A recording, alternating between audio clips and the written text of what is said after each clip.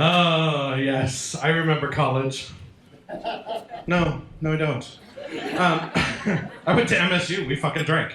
Let's see. We have one more open mic person. It is somebody I roped into this because I really wanted to see what she could do with stand-up, because I got to watch her learn improv over the summer, and she did an amazing job. Ladies and gentlemen, please welcome to the stage Melissa Hanson.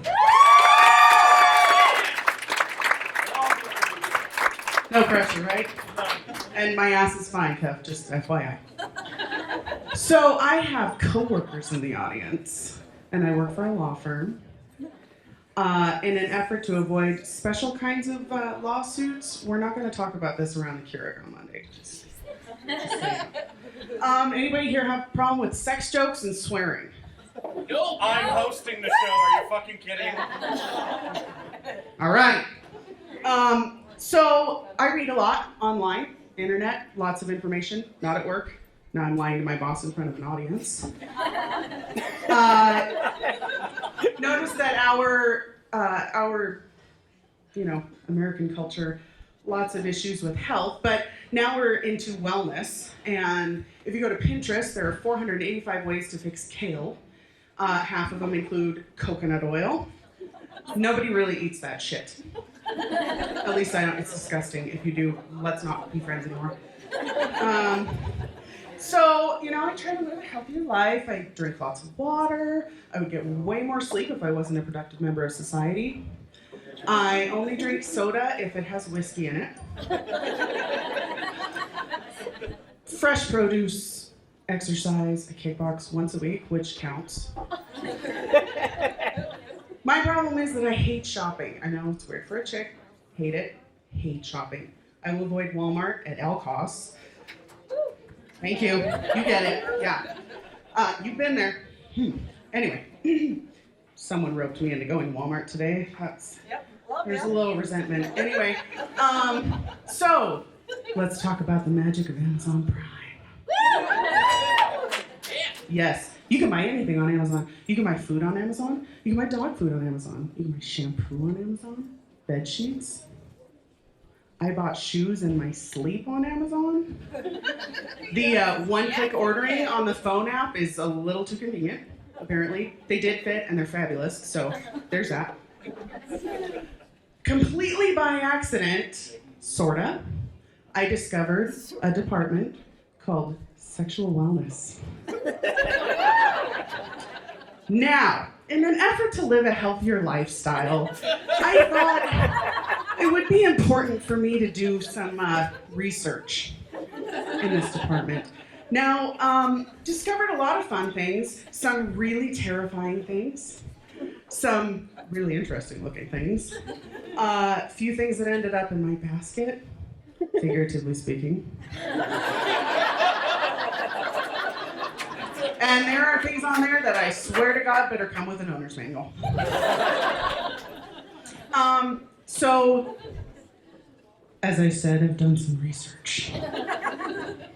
And found an amazing little gadget that battery operated. There's a cord involved. Should I use the V word, or are you getting where I'm going? It's small, it's not scary, but it will put a nail through a wall. Now, not only am I concerned with my own wellness, I care about my friends. So, as of today, I have purchased them for 4 of my best friends. Who wants to be my friend now? So, a friend of mine that I gifted one of these fabulous little devices to, she and I were headed to Rock and Rivers to see, who were we going to see? You dirty fucking whore! We've already established that. Anyway, we were going to see The Pretty Reckless, and we drive past Three Forks. And so I was teasing her about going to Adam and Eve, and she's like, okay, so here's the thing. Kind of afraid to use this because there's a warning label on it. Says, do not use on unexplained calf pain. Right? You can't put it on your leg, but you're supposed to put it around your fun bits. Genius. I have never been so grateful for free 2-day shipping on Amazon Prime as I was, the morning that I woke up to find my dog had eaten the cord to my battery-operated boyfriend. Now, here's the shitty thing. I'm a horrible dog mom because my first response was super pissed. I was so mad. I mean, like, how do you get through the day without that, right? And like I said, I work at a law firm, so hello. Second thought, maybe the third, was I couldn't find the fun part. So, my fear wasn't so much that he was going to get sick or die. My thought was, how the hell am I going to tell a veterinarian that my dog ate a vibrator? I mean, damn. Fun stuff. So the other night, I'm watching television with a friend who shall not be named. And Fucking whore. anyway, the male lead was a beautiful, beautiful man. Beautiful. There was some nudity. And she informs me, once this episode is over, you should probably head home, because I'm having some serious caffeine right now.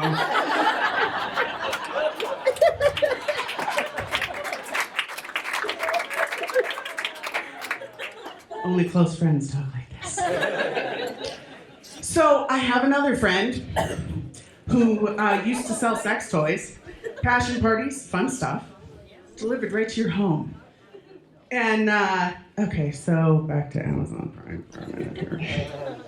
They also sell candy molds and cake pans shaped like boobs. And I had a hobby for a while, kind of fun, making foods in all various sorts of naughty shapes. Penises, there were breasts. For her husband's birthday, he's an ass man, not a boob man. I made several boob cakes, asked my sister. She's over here. They were fabulous. And delicious, okay? Gumdrop nipples for the win. So, anyway, so for her husband's birthday, I made an ass cake. And I had to get creative because they didn't actually have an ass cake pan. That's weird. But whatever. Anyway, improvise. I'm awesome. Had a chocolate molded vagina. It was white chocolate because she's a ginger. And I can say that because I'm one too. Anyway, you can do some amazing things with coconut and red food coloring. Point of that story is we all had a piece of ass that night.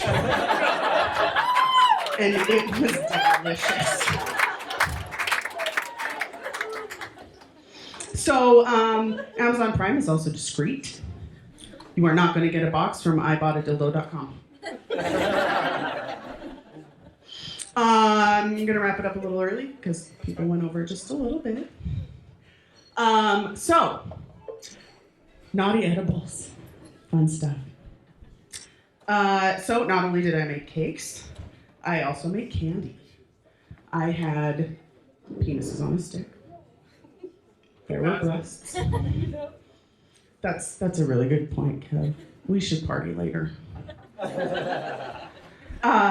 So, sex toy parties. For a while, as a joke, I actually was making chocolate fun things. Boobs, asses. There are actually molds that you can buy that are various sexual positions, different types of couples. Of course, depending on what kind of chocolate you use, you can get creative, and, you know, I'm totally cool with interracial. Point of this story is, and here's a life goal for all of you in this room, if any of you can legitimately say this, I will buy you a drink. I had women asking me if they could start purchasing these candies. So I have literally had a woman buy and eat a bag of dicks.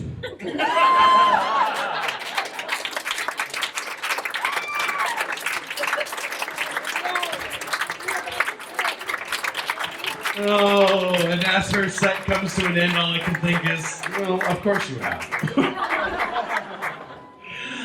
and gentlemen, welcome to the show. Really quick, we're going to take a 2-minute break because I want everybody to have a chance to get a drink. Because we will all be funnier if you guys are more liquored. Okay? So we have a couple of wait staff that are running around, but if you want to stand up, run over to the bar and get a drink, that would be great. Then we're going to start back up with the main performers of the show. Hope you've enjoyed our open mic. It's been awesome, and we'll be back in just 2 minutes. All right, ladies and gentlemen, welcome to Flock It, a night of stand-up comedy. And apparently if you applaud and spill a drink on your boyfriend, you will have more fun later on. I don't know what's going to happen, man. But his pants are wet, and I would take them off. Really? Please go ahead, sir. When we put together this list of comedians, after we had invited everybody, we realized it was all guys. We're like, damn, it's going to be a sausage fest. And then I asked Melissa to do her stand-up to open or to end the open mic. And so it's a sausage fest. Jesus Christ, girl. I know, there's been more dicks tonight than I've had this year. And that's really saying something, people. So, all right. So, tonight our first comedian hails from Billings. I've actually performed with him once on stage when he was doing some improv at a rumble that we had in Billings, which is apparently all you can do in Billings. Have you been there before? Yes. What a shithole. Anyway, ladies and gentlemen, he's awesome. Please welcome to the stage, Mr. Will Thomas.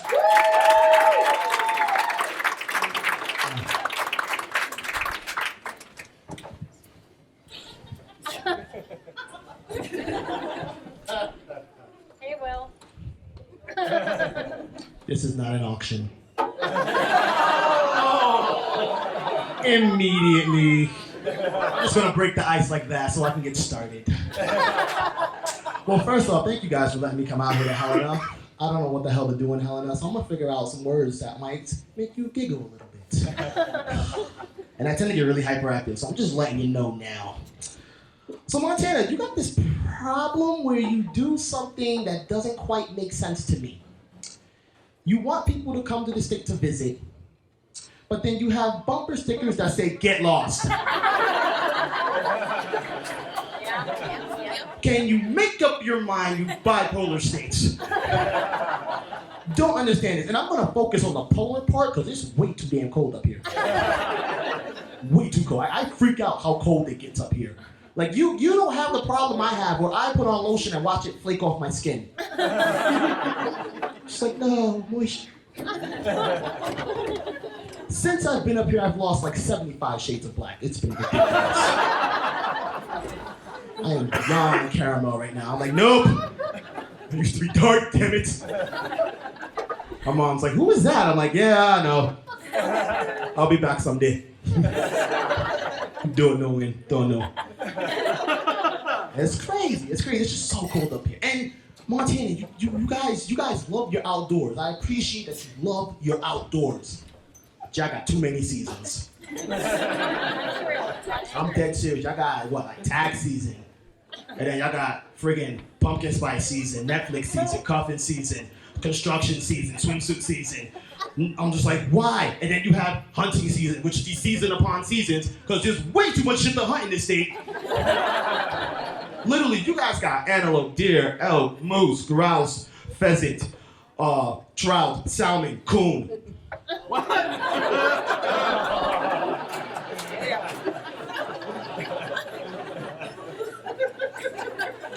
Let's just call it what it really is. Pretty much. Too many seasons. And then you guys love hunting. That's great. I mean, I like fresh jerky. That's cool. I love fresh jerky. But you guys do this thing where you chop off the heads of animals and put them on your walls. I don't understand why you want to have people walk into your houses of death. And they all have the same face. It's like, dude.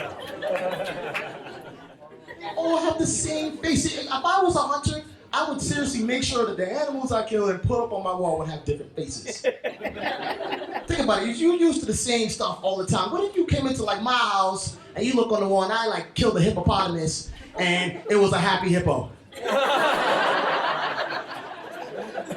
Like you can hear the joy as it died. That'd be amazing. They'd be like, dude, that's a great story. That's a great story. That's a great centerpiece. I like that. You get like freaking inquisitive gorilla. I would love it. I would have like a sassy panther. Have the paw just hanging out a little bit lower than the head. You could pat it. It'd be great. But then, and I wonder, like, what happens to these people that some people, they go hunting for animals and they don't understand how big or small these animals are. And then they come home. I can imagine one dude just coming home. And he's like, honey, I'm back from my safari. And she's like, what'd you get? I got a giraffe. We have 8-foot ceilings. Next party they have, it's like, oh my God, where'd you get a spiral staircase? Is that a real giraffe? Yeah, I know, it's beautiful, right? This is fantastic. This is great. Nice, look at this. You did this in Africa. Yes. Amazing. It's crazy. I can't with y'all seasons, man. I can't do it. I can't do the hunting. I can't. And see, that's the thing. Like me being out here, learning all about like hunting life and all this stuff, it made me realize how much I quite don't fit in. So I'm basically a 32-year-old African American with great credit and no kids. I'm a genetic anomaly. I don't make sense here. I don't quite fit in. I'm a little insecure about things. And then that got me to relate to one type of animal out here, the almighty buffalo. And I started learning about the things in Billings, like the buffalo jumps. And then I started thinking about it really hard. And I'm like, you know what? Buffaloes don't jump. Buffaloes are insecure as shit. I'm dead serious. There was like a herd of buffalo, and the Native American one day was like, I got this. He kneels down. Y'all can't see me in the back, so I can't kneel. But he kneels down, and he just whispers to the leader of the herd, nobody loves you.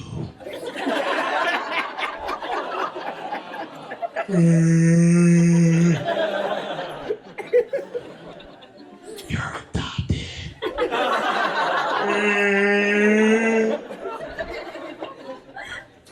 You don't even have real wings. Whoosh, whoosh, just falling off the cliff. Thousands and thousands of them. That's how buffalo jumps were created. They are insecure beasts. And I feel their pain.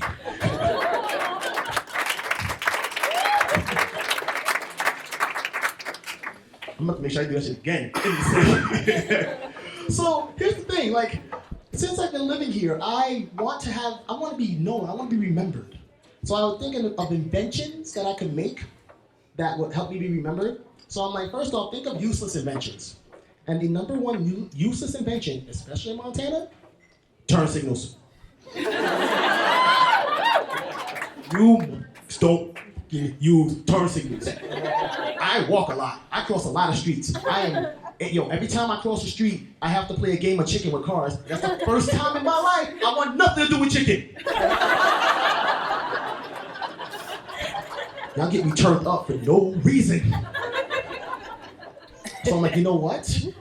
I need to think of something bigger. I need something bigger. So you know what? I had an idea. And then someone made it, and I freaked out. Who thought it was a great idea to put Braille on drive-up ATMs? Fuck was that guy? Because of course a blind person's gonna be like, ah!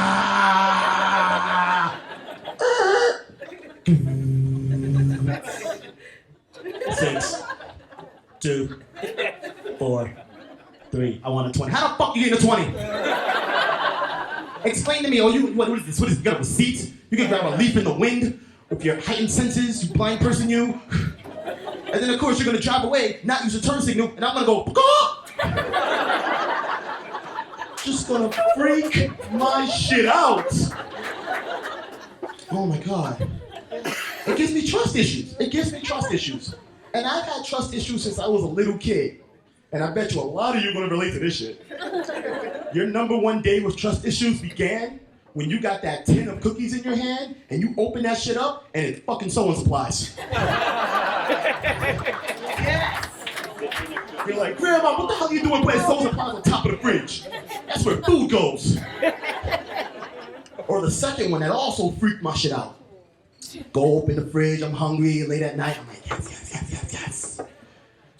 I get some toast or whatever, and I see the crunchy crock bucket.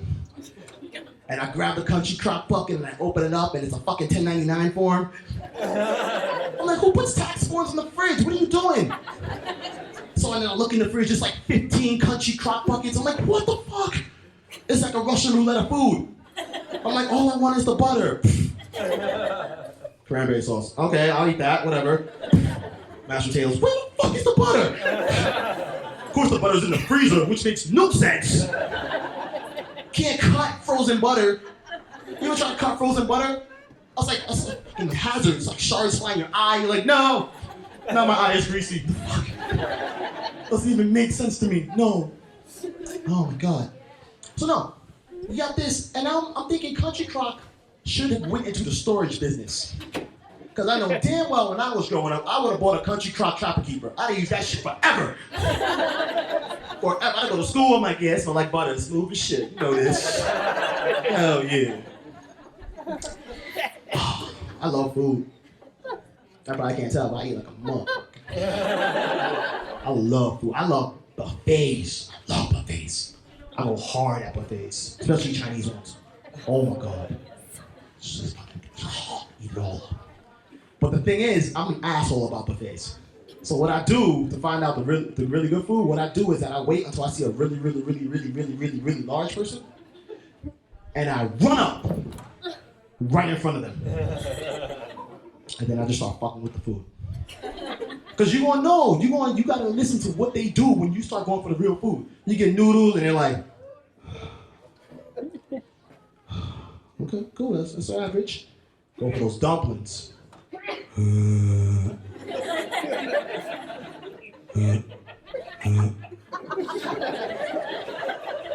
the hood in me comes out, I'm like, okay, I got this. I'm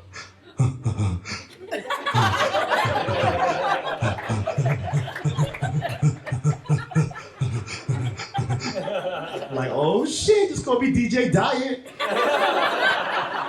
Jumping heartbeats, one fucking dumpling at a time, let's go. Shoot. And there's this one spot in Billings. Oh, is there a Who Hut here? Is there a Who Hut here? No, okay, Missoula's the closest one? All right. I love Who Hut, but they started messing around too much. Because I get my food, I get it cooked, I sit down, I'm enjoying my meal, it's tasty. I look over at their TV, starving kids. I'm like mid-bite. I'm gonna eat this for you, fam. You good? It's crazy. But one last thing before I get out of here. I grew up in the hood. I grew up and I didn't really know how to fight that much. So my mom let me out in the streets. And the first game I had to learn how to fight for myself was double dutch. The double dutch is real though, because you get two girls ready to fight and they fighting with words and yo, it's woo. Have you ever seen a real double dutch match? I'm about to show you a double dutch match. I got this. 1, 2, 3, 4, your mom's a crack whore. 5, 6, 7, 8, that's why you're in. It's like, ooh, shit. Ooh. And then the rebuttal, you know, the girl tying her hair back, she's like, I got your ass. You think you're gonna get this. Hot mess, look at Becky's dress. It costs $2.50, 2 for $3 at Dollar Tree. You think that you cute? Looking like a Malibu.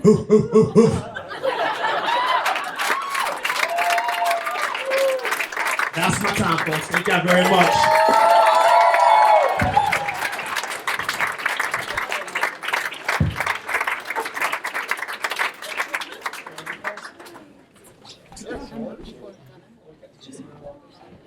Now I know who cut me off on the fucking buffet. That's right, skinny black man, you better run. No, I ain't racist. Anyway, all right, so our next performer hails from Missoula, I believe, yeah? He lives in Missoula now. Much like most people in Missoula, nobody actually claims that fucking town. All right, welcome to the stage, Mr. Matt Kettlehake.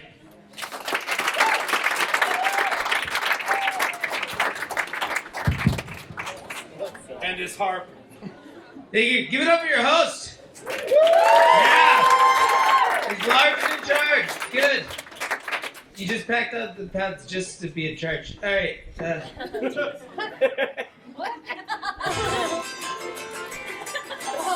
All right, guys, are you ready to have a good time?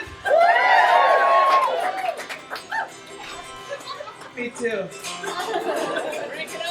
I love that we're right by the manor over here because the auto harp was very popular in the 40s and 50s. So hey, let's party like it's 1960. Get the puddings.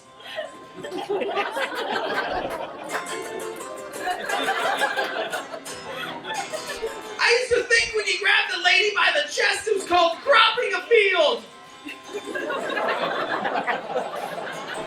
Little did I know it's called cop a field.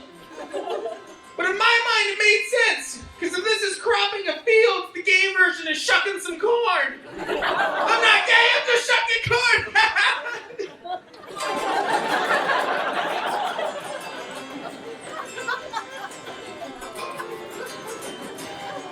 I went in the bathroom, and this guy was like, hey, you're drunk.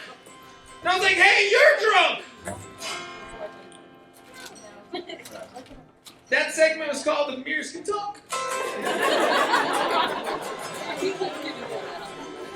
I live in Missoula and I love it. It's a little crazy. Like last night I had a homeless man come to me and is like, hey, you never been drunk until you shit your pants. And I just looked at him and I said, excuse me, sir, I think you're drunk.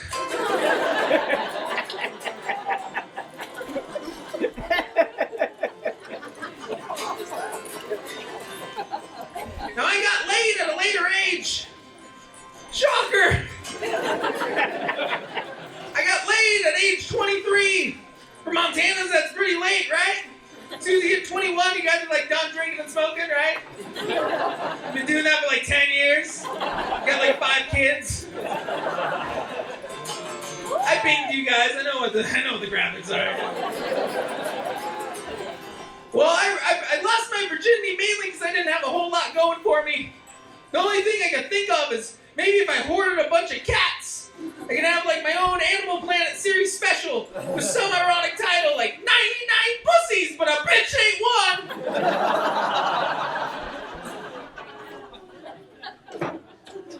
Yeah.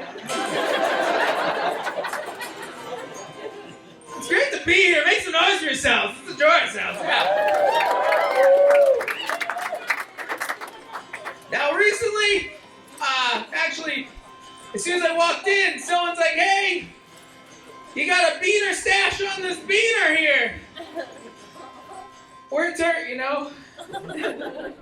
What? Beaner. That was called a beaner? You know those... I won't even do that fucking joke. Thanks, guys.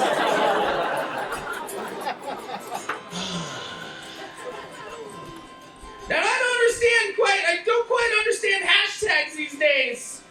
And that's why my last tweet was, hey, I don't quite understand these hashtags.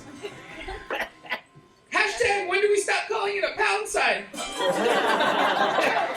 True. Hashtag There you go, that's true, right? But how weird would that be instead of saying hashtag, you just said pounded? Yeah. He's like, hey bro, I told you just pounded you last night. You got like 500 likes. Yeah. This is nice.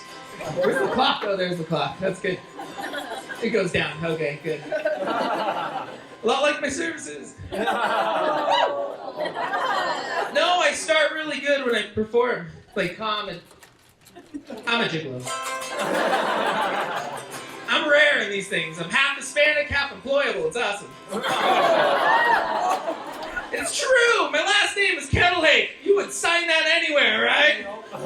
I'm like an American dream. Work like a Mexican, get paid like a white guy. Dude.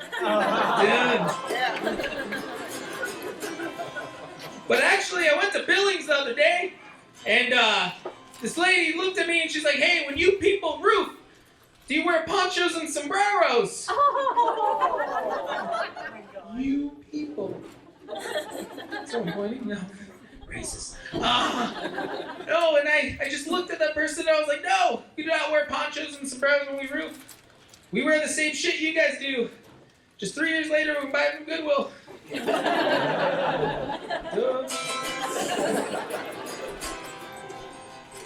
This is going well. This is nice. Never goes as well. I actually started trying to perform stand-up comedy without my heart. Not doing that again. I did it, and this lady came up to me after the show, and she's like, yeah, where's your heart? Because at least when you have the heart, you can hide the fact that you're talentless. Bitch. Hey.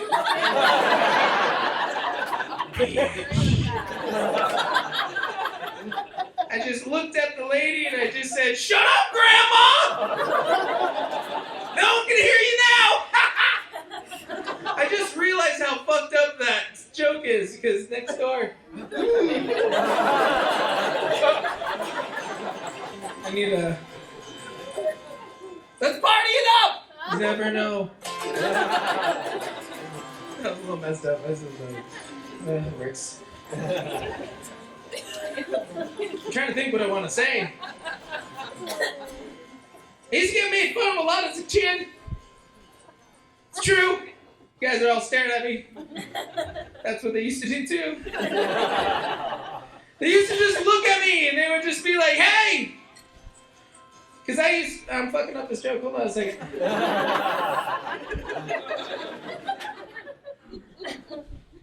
And scene. They used to make fun of me a lot as a kid. Because I had a big head, big black eyes, and a speech impediment. They used to call me an alien baby. And I'm Hispanic. They would just be like, hey, E.T., go phone home. And I would just look at them and be like, ¿qué?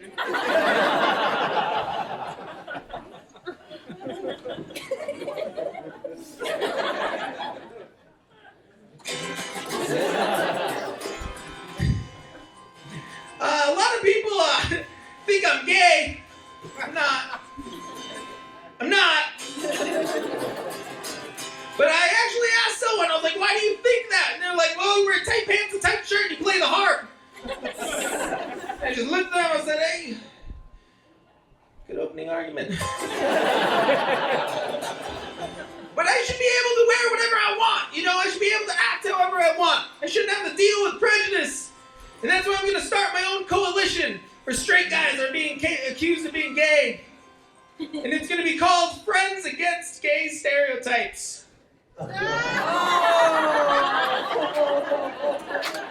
F-A-G-S.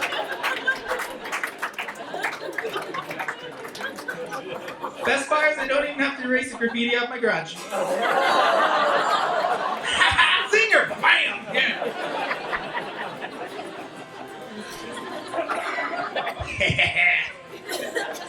I feel like now I'm labeled Hispanic. I feel like all I have to do, like when I come up, it's like.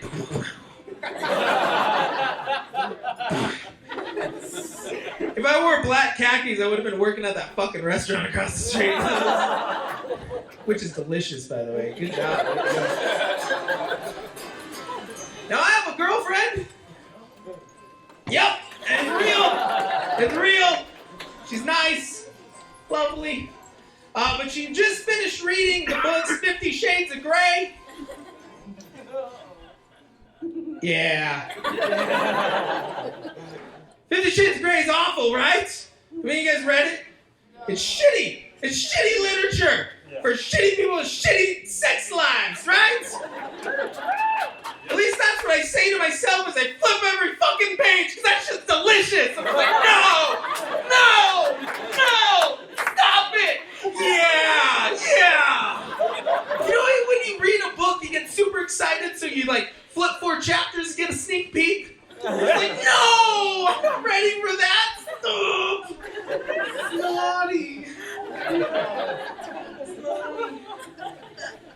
But really what 50 Shades of Grey did is it set men up for failure. Because before, women wanted one of two things. They either wanted that eroticism or to be romanticized. But now after 50 Shades of Grey, you want both. That's tough to come by.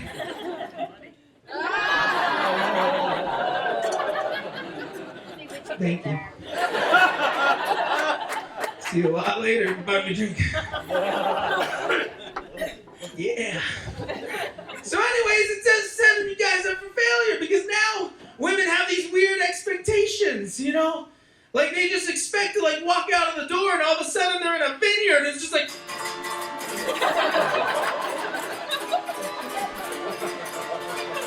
And there's just a tall man with dark, long hair.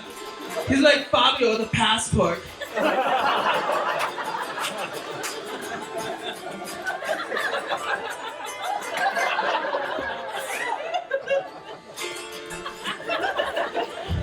And it's hard to be serious with this. And he says, Mom, would you like a beer or a margarita? And he hands her a wine. But she didn't even care because she loved the fact that he was sensitive enough to give her options, but yet firm enough in his own actions. It's hard. And they're in a wine vineyard, and as he throws her down on some vines, it pokes her but doesn't break the skin. It's like when you're in a massage chair and you're 2 degrees above your comfort level. You're just like, ugh.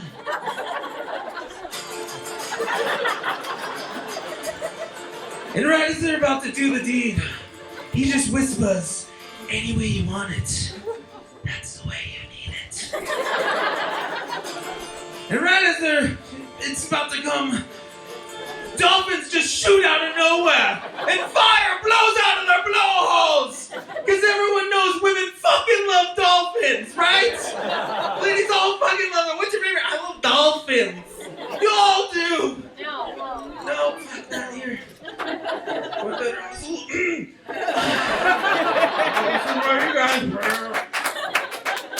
But anyways, what ends up happening is in reality, a guy just gets up on top of you and it looks like he has to sneeze. Son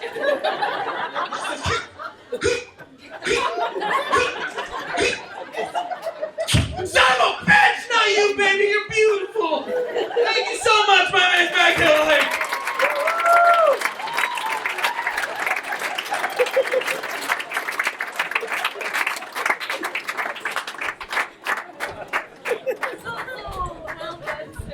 Jesus Christ. I don't know about you, but I was over against the wall going, wow, I might need a spot. So I learned something actually. We've been hosting trivia over at the Lewis and Clark Brewery after the Couch Tipping Comedy Show, which is part of the reason that we even have this stand-up show tonight. So if you haven't been there, this is my plug, fucking go. But we started hosting trivia, so I've been doing a lot of research on trivia questions, and one of the things that I learned recently, which just absolutely kills me, is that did you know that 50 Shades of Grey was actually fan fiction for the Twilight series? Yes. Okay, that's some fucked up shit. There is nothing about that that's right. There's nothing normal. I don't think it's funny. I just wanted to make sure everybody knows how fucked up it is. Ladies and gentlemen, our next artist tonight hails from the lovely town of Helena. You might have heard of it. He works for the DMV.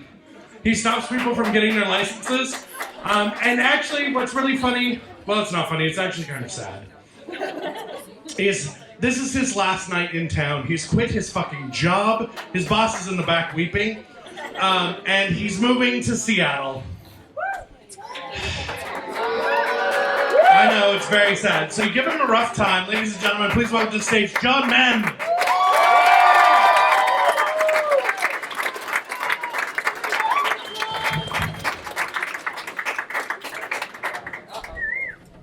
I've tangled the microphone. How you guys doing tonight? Thanks for coming out. Can I get a big round of applause for Kev?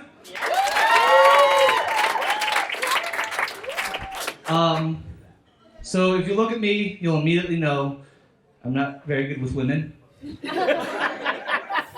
And because of that, I have pickup lines. Would you guys like to hear some of my pickup lines? Hey girl, are you a pioneer? Because I think you could settle for me.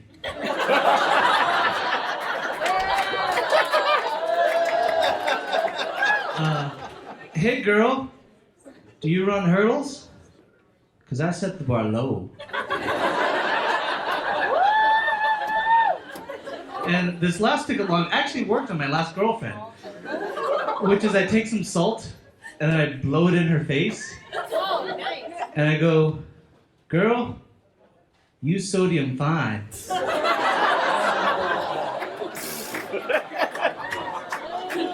But I'm very bad at talking with women. An example of this is like a year ago, I went to visit a friend at work, and she worked at a place called the Children's Place. Do you guys know what the Children's Place is? So for those of you who don't, it's a national retailer that specializes in children's attire. And I went to visit my friend, and I didn't know if she was on shift or she was on break. And I walked in, and her manager was there, and her manager was this cute lady. So I walked up, and I immediately freaked out. And she was like, hi, how can I help you? And I was like, I'm looking for children's clothes.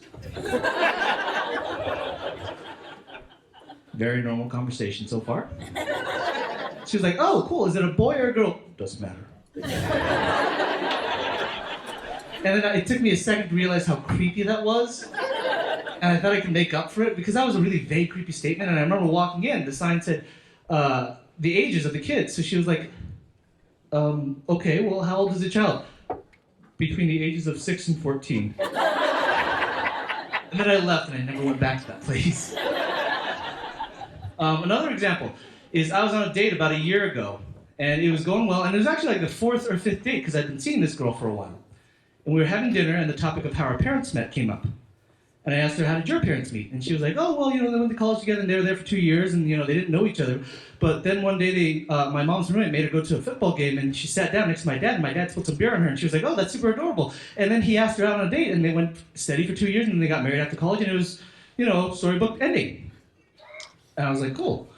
And then she was like, how did your parents meet? And I freaked out, and I was like, fleeing the communists.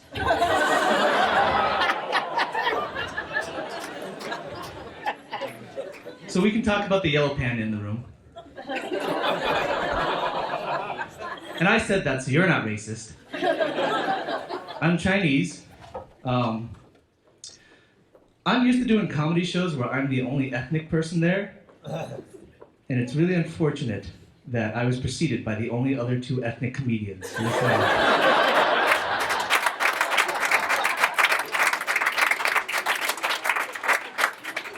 Like I make race jokes about how I'm the closest thing to black in Montana. Thanks, Will. So a couple months ago, I went on a cross-country road trip, and it was from New Orleans to LA, and it was an amazing trip. It was 4 days. And it was in March, so we were worried, me and my friend, a little bit about hitting some bad weather. But fortunately, in New Orleans and in all the states that we went across, we didn't hit any bad weather until we got to Brownwood, Texas. And just outside of Brownwood, Texas, we slid out of control on black ice because Texas had been getting snow that week, and we hit a U-Haul. And it was really shitty. But we pulled into Brownwood, Texas, and this is a tiny, adorable town that encapsulates exactly what you think of the South. Like, we went to a mechanic, she was like, listen, I'll look at your car, no charge. Can't do anything for your car. You gotta go to Dusty. And like 4 different people told us to go to Dusty. So we went to Dusty, dropped the car, he was like, yeah, I can get this fixed tomorrow. We were like, thanks. And he referred us to a diner. And by the time we got to the diner, everyone there had known that me and my friend had gotten into a car accident. So 4 different people separately came up to us and said, hey, listen, I heard you got into an accident. Let me know if we can do anything for you. And it was really sweet. And the waitress came up and she was like, listen, let me know if I can do anything for you. I was going to pay your lunch tab, but my manager already paid it.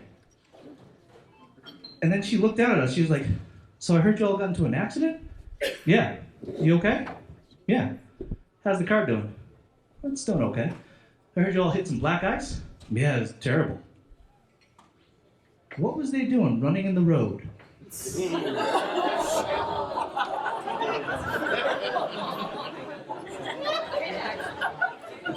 And the amazing thing about that, because in her head we had just homicided 2 or more black people,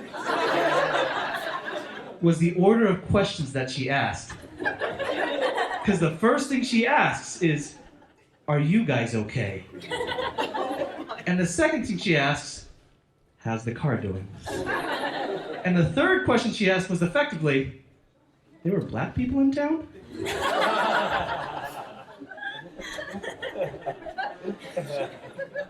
I've always wanted to witness a hate crime. Not because I, wish violence on anyone, but because I think it'd be the only socially appropriate time in which I could say racial slurs. Like if someone called someone the N-word, I could run out and be like, "You can't call me the N-word, you can't say the N-word, you can't say the N-word, the N-word is not an okay word to say," and I'd say it as many times as I could, because I've never had the opportunity to say it in public. And I'd just be really curious. Or like, if it was someone who's Mexican, "You can't call him a beaner, you can't call him," that's not okay, that is not okay to call him a beaner. Or like a Chinese person, "You can't call him a chink, chink is not okay." It's weird that I can say that, but not the first one. Or like a white person, "You can't call him sir, don't call him sir, that's not okay."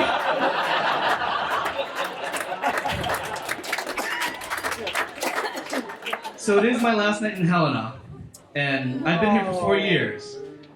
And what I'll say is, being an ethnic person in Helena is both the most racist and least racist town I've ever encountered. Now, I'll give you some anecdotes about me encountering racism, advertently and inadvertently. One time I was at a bar with friends, and a friend of a friend was there, and I had chicken wings. And I thought it'd be nice, so I said, "Hey man, would you like some?" And he very casually said, "Nah man, I don't eat after Asians." And I was super offended because he had said something racist, but I was mostly offended because he said something racist that didn't make sense. And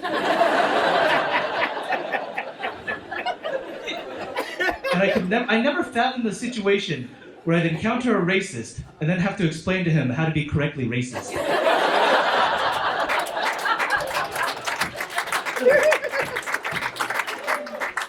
Like, no man, okay, so racism works in that you generalize a stereotype about a particular demographic and then you make a comment based on that generalization. Ah. A lot of people say Hitler was racist. They say he was bigoted because he killed a lot of gays and Jews. I think he just hated Broadway theater.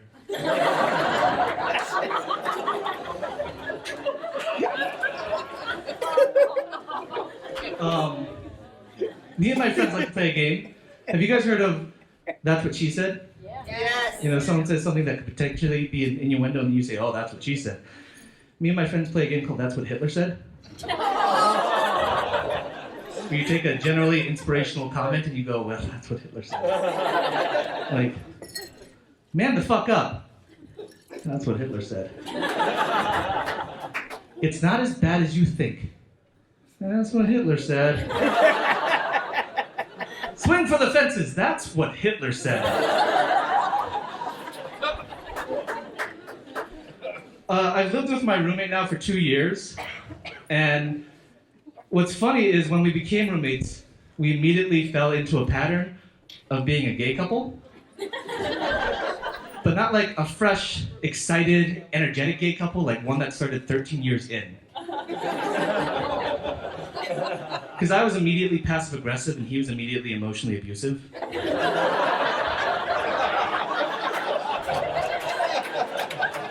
Like, I get angry at him, and instead of confronting him, I just take a shower and then pee after the shower is over so that he would have to shower in my pee. And then he'd do things like, I'd text him like, "Hey, what do you want to do for dinner tonight?" And he'd yell at me, "Notting Hill's a terrible movie, I don't know why you like Notting Hill! You're stupid, and so is your taste in movies!"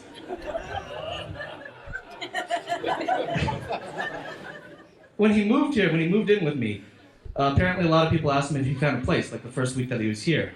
And he'd say, "Yeah, I'm living with a soft young Asian man." And I contested that. I was like, "That's not..." "Well, I guess I am soft, young, and Asian." And I started to brainstorm different ways that could be advantageous. Like, where could I command a sexual audience being a soft jump Asian man? And I thought I would do very well in prison.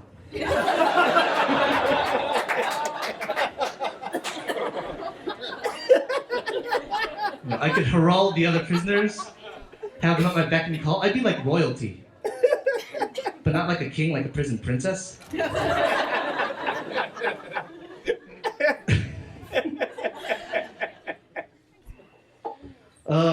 I started prostituting myself on Craigslist. You guys know what Craigslist is? You meet a lot of weird people on Craigslist. Like, for example, I put an ad up, and someone responded, and they were like, "Do you travel?" And I was like, "Yes, I travel." "How far?" 30 miles. And I was like, "I can do that." They were like, "Do you do multiple people?" I was like, "Yes, of course I do multiple people for the right price." And they're like, "Well, do you accept foreign currency?" And I was like, "What do you mean foreign currency?" And he was like, "I was thinking the pound." And I was like, "Well, yeah, I accept the pound because the pound was economically isolated from the 2006 economic crisis that resulted from the Icelandic banking crisis." And he was like, No. Listen, the Icelandic banking crisis didn't cause the economic downfall that affected the global community. That didn't happen. I was like, it totally happened. The pound was isolated, and the euro was not. The euro experienced massive inflation. I was like, whoa. Are you a Freudian economist? And he was like, yeah. Are you a Hegelian economist? And I was like, yeah. And I was like, whoa, you're weird.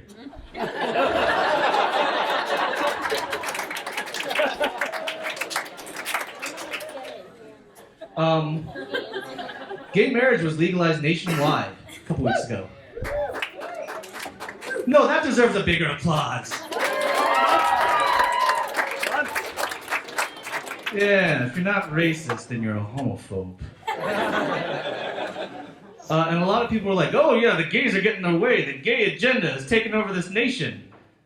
And I was like, I think for something to be an agenda, it has to have more than one item on it. Otherwise, it's like a gay sticky note. A tiny little memo. And I have questions about the gay agenda. Is it printed or is it just electronic? If it's printed, what kind of paper is it printed on? On what sort of computer is the gay agenda written? Macs are kind of gay.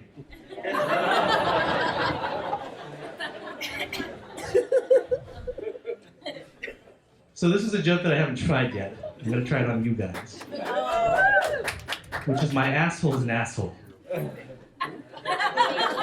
I mean that both literally and figuratively, in that sometimes I poop, and I go, oh, I'm done. And my ass is like, bro, no, you're not done. You know, he's like a friend that you go out drinking with, and he just doesn't know when to stop. Like sometimes I sit on the toilet, I'm like, well, I guess we're, and then he just dry heaves. He's like, no, we're not done yet. We're sticking around. I feel like in this new era with smartphones, the asshole is an oft-neglected body part. Because the asshole's moment to shine used to be shitting. Like, you just focused on that. You weren't focused on reading, you weren't focused on playing games. It was the asshole's moment. And now with smartphones, the brain overshadows the asshole. The fingers and the hands. I'm trying really hard to think of a finger asshole joke right now. I can't. So I'll finish on this. Another fun. I went to Carroll College and I graduated a couple years ago. I do comedy in other cities and they're all like, oh, fuck Carroll College. But when I got there, I had a roommate and it wasn't like a suite. It was just like a typical, 10 by 10 room, 2 beds, 2 desks, 1 closet. And a lot of people told me that going to college and having a roommate like that would teach me how to compromise and patience and how to communicate. And I learned none of those things.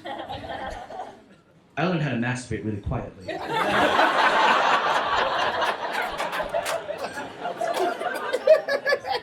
And there was one night when I was doing it, and I thought he was asleep and the lights were off. And I was really good at it too. I was like a masturbating ninja, like, I'm done. And the lights were off, and I thought, he was asleep. And I was in the middle of the deed, and suddenly I hear, John, are you okay? Yeah, Kev, I'm fine. Okay. You were just making some noise. I was having a bad dream. Cool. John, why are you standing over me? Thank you very much. My name's Jon Men.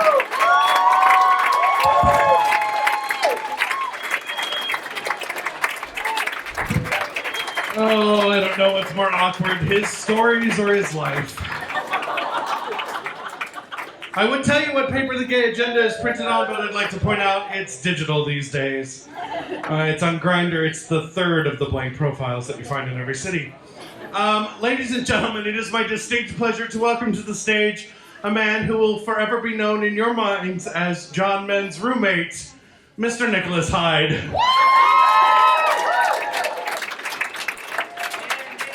Thank you, Kevin. Hi.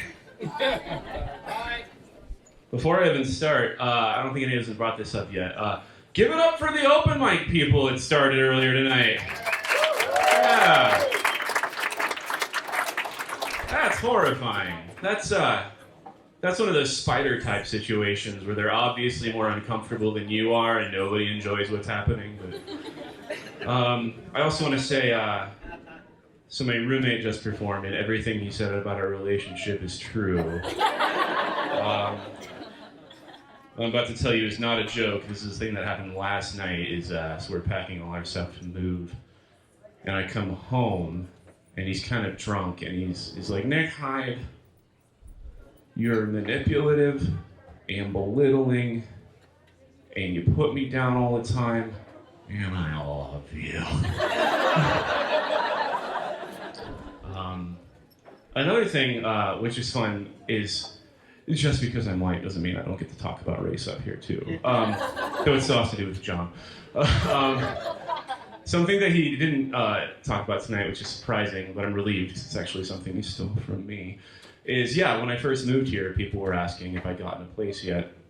And to speak to the diversity in Helena, I was with this group of friends, and they wanted to know who I was living with, and I didn't know anything about him yet. And so I said, oh yeah, it's a soft young Asian dude. And they're like, oh, you know John. Pretty cool. But is this fun? Are you having fun so far? Good.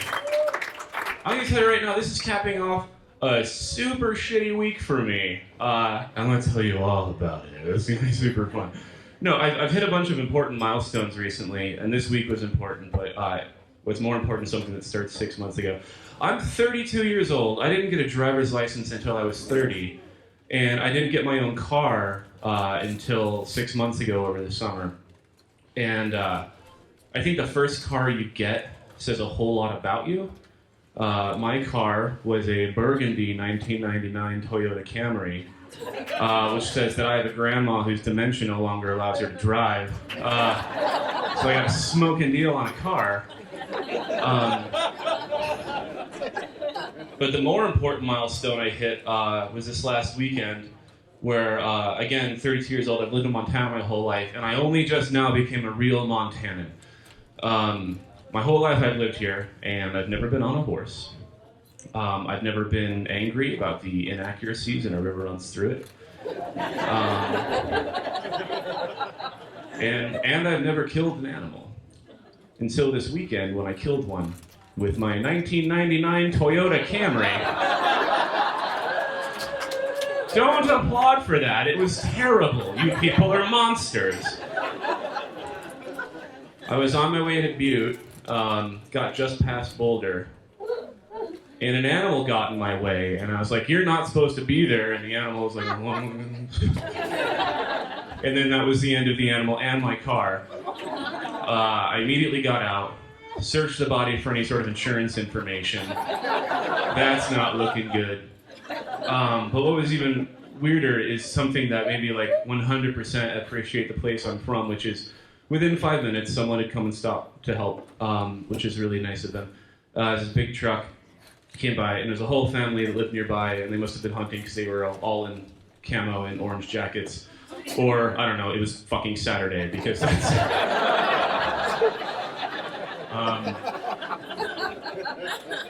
And the order of questions is great. He comes up and he's like, "Hey, are you okay? Is anyone hurt?" And I'm like, "No, I'm fine. Like, I'm freaked out, but I'm fine."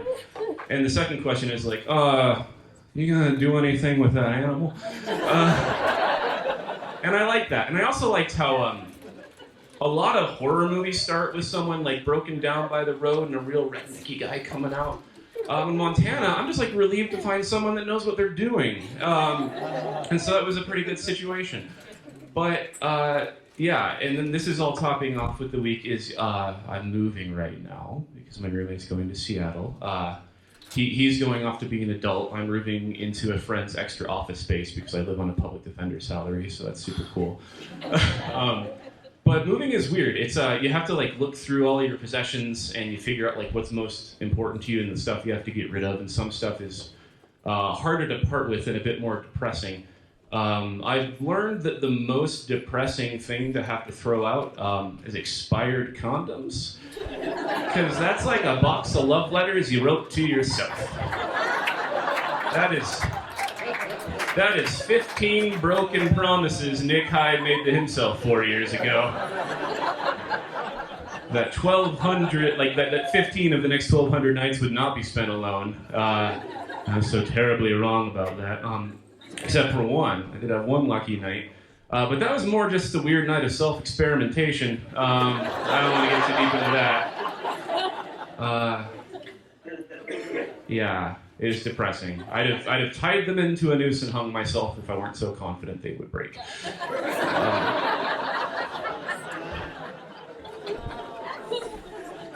In case anyone is curious, the ones that I threw away were the ones in the big shiny gold foil. It doesn't say anything about my genitals. I just have poor eyesight and they're easier to see in the dark. Now that I'm moving, I'm also understanding that they're really good for carrying heavy loads around, which I guess makes sense. Yeah, I'm gonna get real fucking gross. It's been rough, all right? So you're gonna just deal with it. Thank you for being here. I appreciate your presence. No, it was also weird though because I am a super shy, awkward, and anxious guy, and I remember I didn't lose my virginity until I was 21, and a large part of that is because I was too scared to buy condoms. Not because it was like weird, I was just worried that like I'd go to the store and get them, the cashier would be like, "What do you think you're doing with these? That's obviously not for you."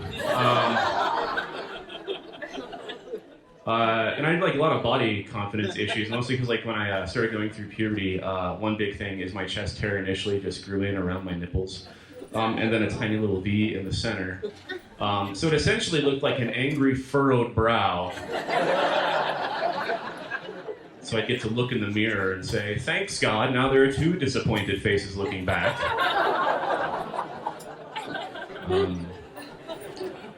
When I finally did lose my virginity, I didn't so much lose it as a very aggressive woman took it from me. Which was fun, except it was weird. Like, I was so uncomfortable being naked that she had to like literally like wrestle all of my clothes off of me. Which should be fun and sexy, but I was so insecure, I was trying like way too hard to win. Like I'm sure everyone has like some like fun, sexy move they do, but it probably shouldn't include a tombstone pile driver. Which, by the way, I don't know anything about wrestling. I had to look that move up just to try to have something funny to say about the story. And it was really difficult because every time I'd Google sex moves that also looked like wrestling moves, my computer would just catch fire. Even after our our sexual relationship started, it was awkward because she liked to talk a lot during sex, and she didn't feel like I was into it because I'd always be so quiet. But it's uncomfortable, you know, like somebody is having sex with you and she'd be like, "Oh, fuck me," and I'm like, "I'm trying, shut up, like I can't concentrate when you're doing that."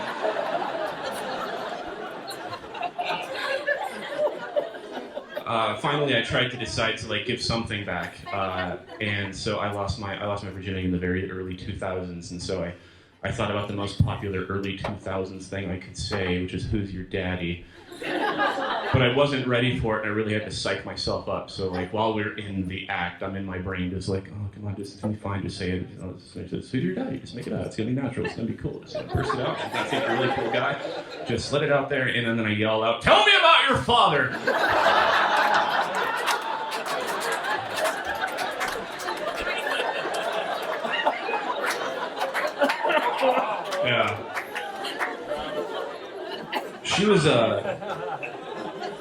she was understanding though. You know, she knew I was anxious when we started dating, so she could deal with it. But there was a point where it just got too weird, which is so I was in college and I was living in this real dump of a basement that was just it was you know the bottom of someone's house. It was like a shitty dungeon that he rented to college kids. But his family lived right upstairs, and so we had like really tight, quiet time hours. Like you can't be noisy at all after 9.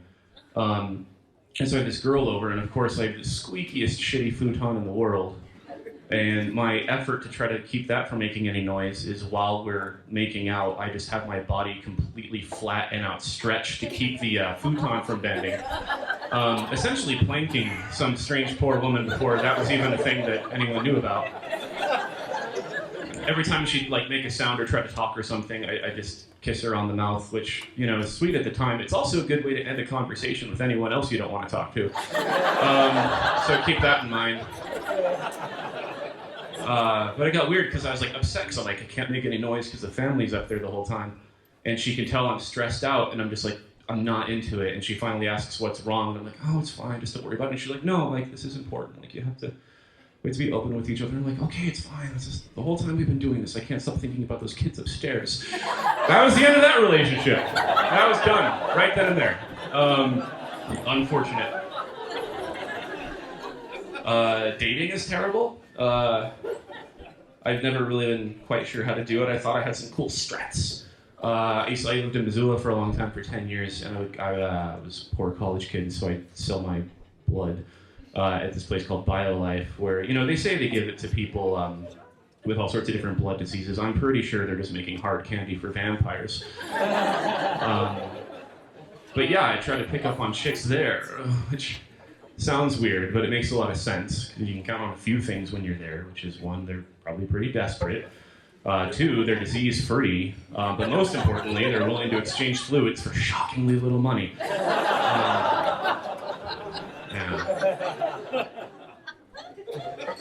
I tried online dating, like many other failures. I had OkCupid for a long time, and mixed results. My little profile was super cool though. It said, I'm a lot like Batman, except without the wealth, the incredible athleticism, the genius, or a car. And one girl like finally responded, and she was like, well, what makes you like Batman? I was like, well, what really ties us together, daddy issues, a leather fetish, and a weird thing for cats.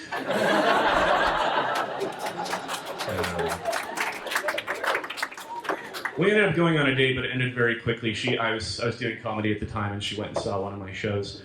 And I introduced myself by like leaning up against her and saying, hi, I'm from the internet. You've already heard a lot about my genitals just by being here, so when should we hang out? I was into that. I did have like one really good OkCupid experience once. There was a girl messaged me out of the blue, and she said, you remind me a lot of my pinky toe.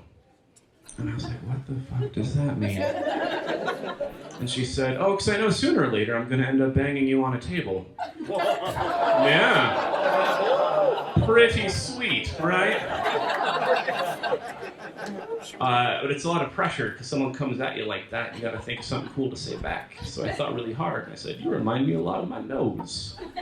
And she was like, oh, really? Why is that? And I'm like, well, because you're a little bit bigger than I'd like, honestly. But if nobody's looking, I'll probably stick a finger or two in you. You're welcome, Helena.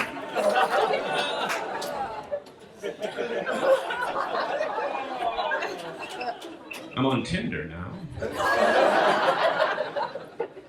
I'm local, and so if any of you have seen there and swiped left, you made the correct decision.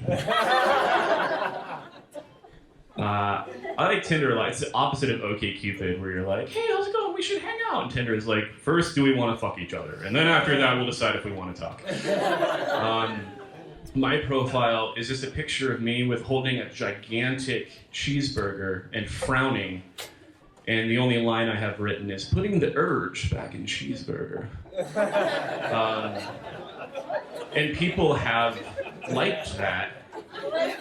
And like the only response I can think to say after that is giving them the number for a suicide hotline, because like if that's what you're into, you've got problems and you're at a low point, and I want to help you through it. So, we don't think suicide is funny, I guess, or hamburgers. I'm not sure. Which is more serious? The hamburger I have in my picture is actually a very specific hamburger that I invented. It's called the Arch McDoubledown Surf and Turf Deluxe. Yeah. Someone up here is trying to get comments on it, and I want to hear what they're saying. They're like, oh, it sounds, and then he's scared to finish the last word. No, it's, if it's not obvious by my beard, I suffer from depression, and so I have to get into really sort of extreme behaviors, which includes making things like that. It's fun. It involves going to McDonald's and KFC. And you have to buy a double down, a double cheeseburger, a fish fillet, French fries, and you take them all apart, and you put the fish fillet in the center, you wrap the two sides of the double down around that, you wrap the two sides of the cheeseburger around that, you put fries on either end of that, you throw away the bottom buns, you put the top buns with all the sauce on either end of it, and so without the bottom buns and only the top and nothing in the middle, you have a sandwich that has neither a beginning nor an end. Which is weird because it makes your life that much more finite for eating one. But more importantly is, it caused a lot of emotions that I wasn't ready to deal with when I ate it. Primarily shame and anger, but not in the ways I expected. The shame came when you have to go to the two restaurants, and I go to McDonald's first, and when the woman asked, is that going to be everything? I said yes, knowing it was a lie. More importantly, though, is the anger. Not that that's a thing that existed, not that it's a thing I did, but I've never been angrier at myself in my life for not having diarrhea. Because that means when I ate that thing, my body said, that seems about right. This seems like an average Nick Hyde decision. This seems like the thing that's going to fuel your body for the next several days. Is anyone out there drinking tonight? Yeah, has anyone ever been hungover before or thrown up because of alcohol? Yeah. I haven't thrown up in 10 years because my body's poison. I'm made of bad decisions. And I need to stop eating like that because when I was in law school, I started having really, really bad stomach problems. And so I ended up having to go to the doctor for them. And it was awful. It was like just terrible pain all the time, completely random, didn't know what it was.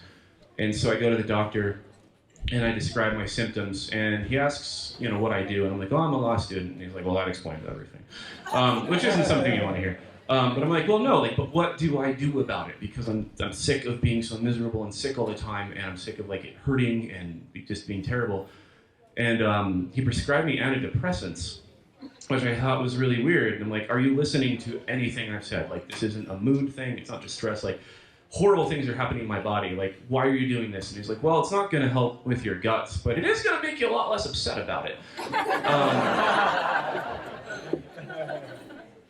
Side anecdote, he also said, to stop drinking when you take antidepressants. And I was like, oh, I'm a big boy. I can handle it.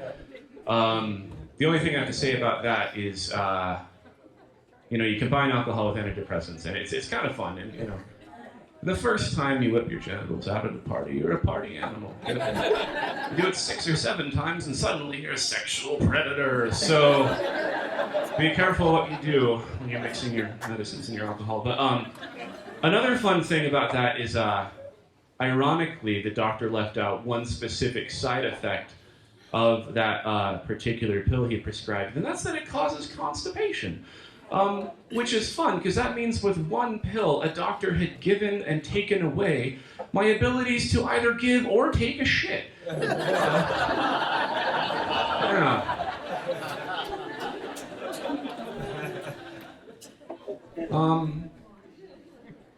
That's where I want to end, but I feel like I need to throw in one more poop joke before I leave. Maybe 2. 2 poop jokes and I'm out of here. The one isn't a joke, it's an observation. I used to work at a comic book shop. My friend said, you know what the best thing about spacesuits is? And I said, what's that? And he says, you can poop in them. And I said, I dare you to find me a suit that I can't poop in.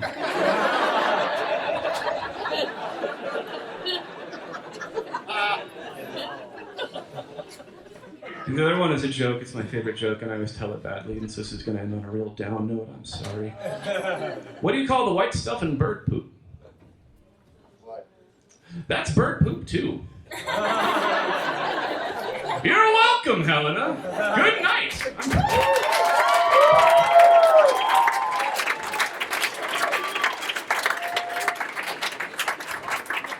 Find him a suit he can't poop in. He's a fucking lawyer. Jesus Christ. He can shit in anything. Specifically a courtroom. All right, so everybody got a drink in front of them? No. Should we take a 2-minute break so you assholes can get up and get a drink? Yes. All right, 2-minute break. Go get your drinks. Ladies and gentlemen, if you can take your seats again, we're about to get started with the rest of our show. It's delightful. You know, when I was first approached to put this whole thing together, we sat down in this bar, we had a couple of drinks, and by the end of it, I was very glad that we had been talking on Facebook earlier because I had no idea what I had fucking agreed to. And then I realized, oh, we're gonna have a show in the middle of November. This will be great, because there's nothing else going on. Probably Sarah. Okay, I don't know if any of you looked at the fucking calendar in this town today, but there's like 9,000 things going on tonight. How many of you went to the symphony this afternoon? Yeah, okay, so the symphony is great.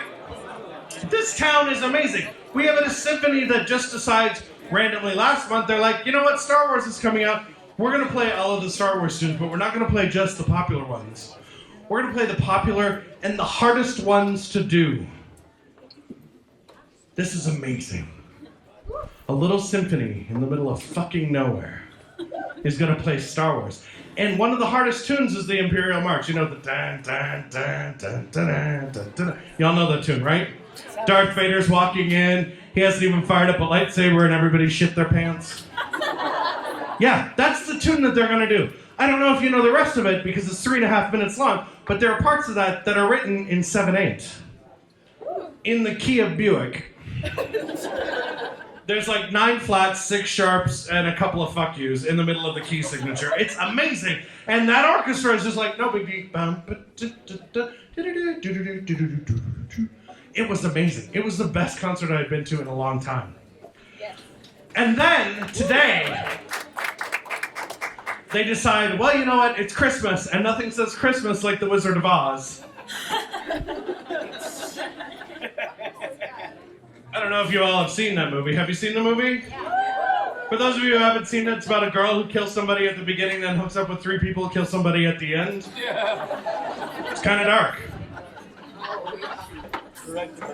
So, so they decide that they're going to play along, they're going to play the orchestration along with the actual fucking movie. Now, I know the conductor of the symphony here. He is a great guy. He is actually really, really intense. He's one of those people that you meet and you're like, stop. It's just fucking breakfast. So you meet him, and he's like, no, we're gonna do it with the movie. And all I can think is, I've seen the movie, but I've always seen it with commercial interruptions. So I don't know how this is gonna go, because the movie's like 9.5 hours long. And you're gonna conduct this, but it gets better. They're gonna take some of the kids from last year's performance of The Wizard of Oz at Christmas last year, which they had the kids do. And I don't know if you've ever been to Grand Street when they have the kids' performance, but they have like 735 kids in 2 casts. And then they're like, no, you're gonna be the line in this cast, and you're gonna be the line in this other cast, and never the twain shall meet. But today for the opera, they're like, no, we like you better. And that other poor fucker is sitting in the audience going, Mommy, why come I didn't pick your outfit? But the orchestra, okay, so the orchestra is up there and they're going to play along with the movie, which I would defy you. Have any of you seen it in the theater? Yeah. Like 6 of you have. 2 people over here, 4 people over there, that's it. The rest of you are going, no, I saw it on TNT, and in the middle of it, I had to buy ass cream. Right, so nobody's seen it. Nobody knows how long it actually is. They're gonna play along with the film. And the best part is, they got the film. They didn't get a digital version of it, as I hit the stand. They didn't get a digital version of it. No, they got film! We don't have a fucking projector in this town! The symphony was calling all over the state. Does anybody have a projector that we can actually run film in? Took them 6 hours. They're calling all over, realized that we actually do have one in town. It's at the Murnheim. It's been in storage for 22 years because it actually takes a lamp and a gerbil in order to get it to run, but it still works. It'll be fine. So they put that up. They got that on the screen. Orchestra's there. Alan R. Scott comes out and he starts conducting the orchestra, and it was fucking beautiful. Yeah, I bet. Those are the arts that happen in this town, and you fuckers came out for this show, so I appreciate it. Ladies and gentlemen, our next comedian tonight is Mr. John Howard out of Missoula. Give it up for him.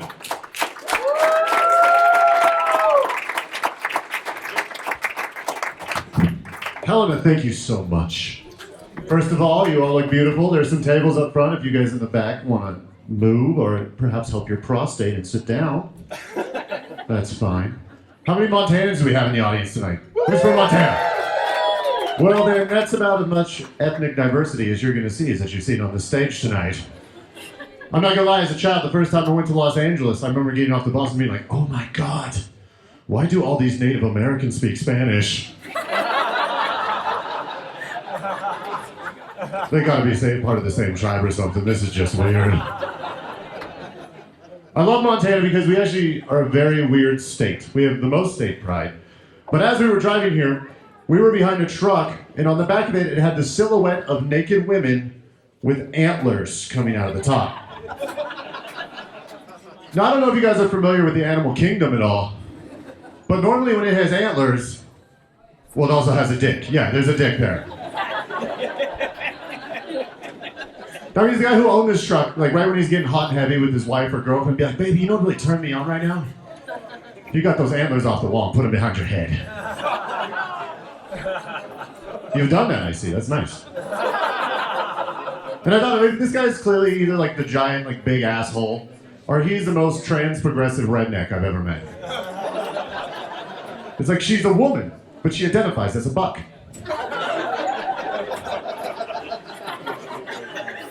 I'm from Missoula and I grew up in a poor neighborhood in Missoula. I don't know if you guys have one here, but it's just basically, there are just random trailer parks scattered throughout the neighborhood. You guys have one? Yeah. Yes. It's like there used to be a house there, then the meth lab blew up. And the owner of the property's like, you know what, I bet you we could put like 7 trailers on there. 8 if we tilt them, actually. Yeah, that's right. I drive a minivan. Do we have any minivan drivers in the audience? Awesome. I normally get people like, boo. And I'm like, don't hate on it. I feel like I'm at the helm of the fucking Starship Enterprise and I'm driving my minivan. I'm like, warp speed engage to 0 to 50 in 27 fucking seconds. But it's okay, because when I'm driving my minivan, I can drive like as slow and as cautious and as stoned as I want. Because people just assume I have children on board. I had to say though that my minivan is being recalled. That's right, my 1996 Ford minivan is being fucking recalled. Only took him 19 years. I'm glad they figured that one out. Helen, do we smoke weed? Does anyone out here smoke weed? You're all fucking liars, half of you are, I know that much. I walked outside. I can't get stoned anymore as much as I'd like, because when I do, I get mad at a certain kind of commercial. And that is fucking pet food commercials. Why you gotta make that shit look so delicious? It's got like carrots and roast beef. It looks like a goddamn gourmet chili. I know that I was getting high with one of my friends. He's like, I got some top of ramen and some fancy feast. I'm like, you throw some cheese on that bitch and we're game. I'll eat it all day. I don't care. Can't even feel the back of my throat right now. Let's just do it. Anyone here for the legalization of weed, at least? Yes. A lot of people are against it. They say, weed is dangerous to our youth. And it makes me think, then, why isn't sex illegal at the same time? Let me ask you this, Helena. Have you ever gotten a venereal rash from smoking pot? No? No. Has weed ever called you on the phone and cried for 4 hours after you smoked it? No. No?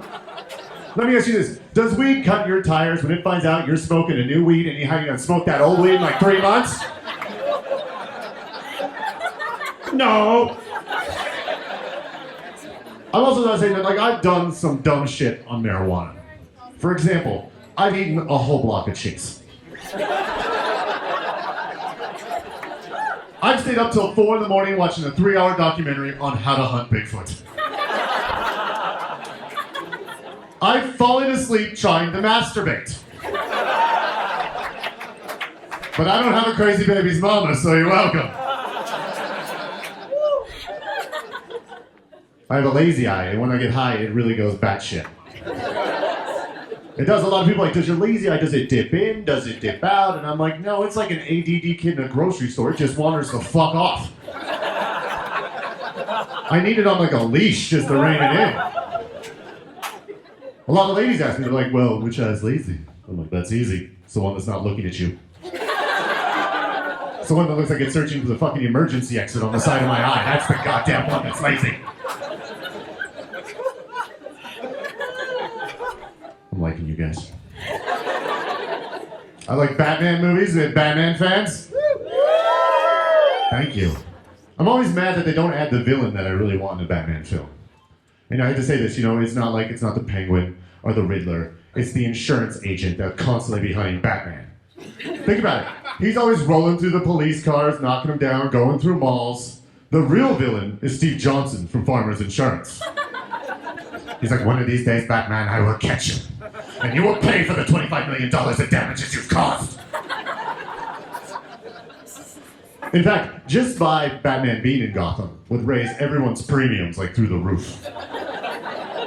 They'd even have like the mayhem guy like making a commercial. They'd be like, I'm a pointy-eyed Cape Crusader. I've had a little too much to drink and I'm in a hurry to get across town to save my girlfriend from the Joker. Too bad you're stuck behind a parade, and too bad I'm recklessly driving a prototype tank. And you're only driving a Mazda. Normal cut rate car insurance would protect you from vigilante damage like this. So get Gotham State and protect yourself from dark knights like me. That's the shit I want to see!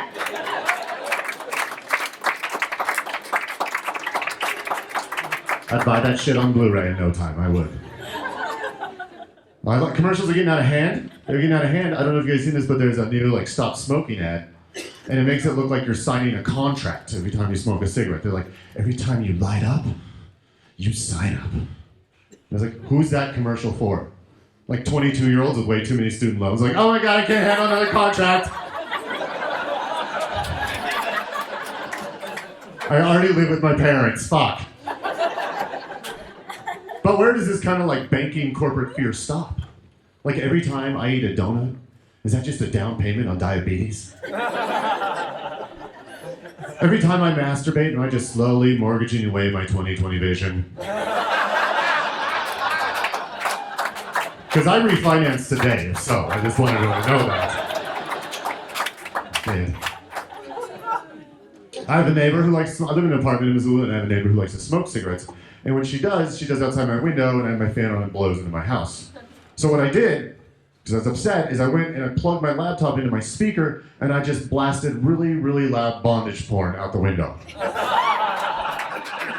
I'm talking out of control. Like I did gay bondage, straight bondage. I think one of them had like 4 Ninja Turtles and April O'Neil in it. I just blasted it.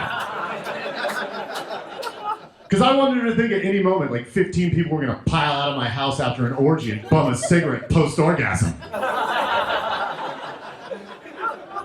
The good news is, that bitch stopped smoking. She's like, I don't know what he's doing, but it sounds like something going up there. It's wedding season. Just about. Anyone gonna get married? Do we have any married couples in the audience tonight? You guys can make noise. Don't be afraid. Fucking interactive show. We're gonna be here for a while, so let's just do this. I have to say, my girlfriend wants to get married, but I have to say I turn into like a bridezilla when it comes to thinking about it. Like, there's some things I don't want. Like, I don't want a Catholic wedding, because those things are longer than shit. You could watch all 3 Lord of the Rings films and you'd still be on the first blessing of a goddamn Catholic wedding. I don't want a dry wedding. Do you guys know what that is? Obviously, it's no booze. It's fucking stupid. Because let me ask you this: who else is gonna dance? How else are you gonna get like photos of family members doing dumb shit? And how else are you gonna get the drunken sexual hookups? Because let's face it, you need those, Helena. Because gentlemen, how else are you gonna meet your second wife at your sister's wedding who hooked up with your best friend at your first wedding? I know some of you are familiar with this cycle. There's some things I just want to revolutionize the whole wedding thing though. I don't want to get engagement photos because those things are dumb. Because they're only good for two reasons. The first reason is so you can be like, see, the couple will be like, we like each other. We like each other enough to hire a photographer and take a photo. And the second reason is so your friends can receive that photo and be like, I knew that bitch was pregnant.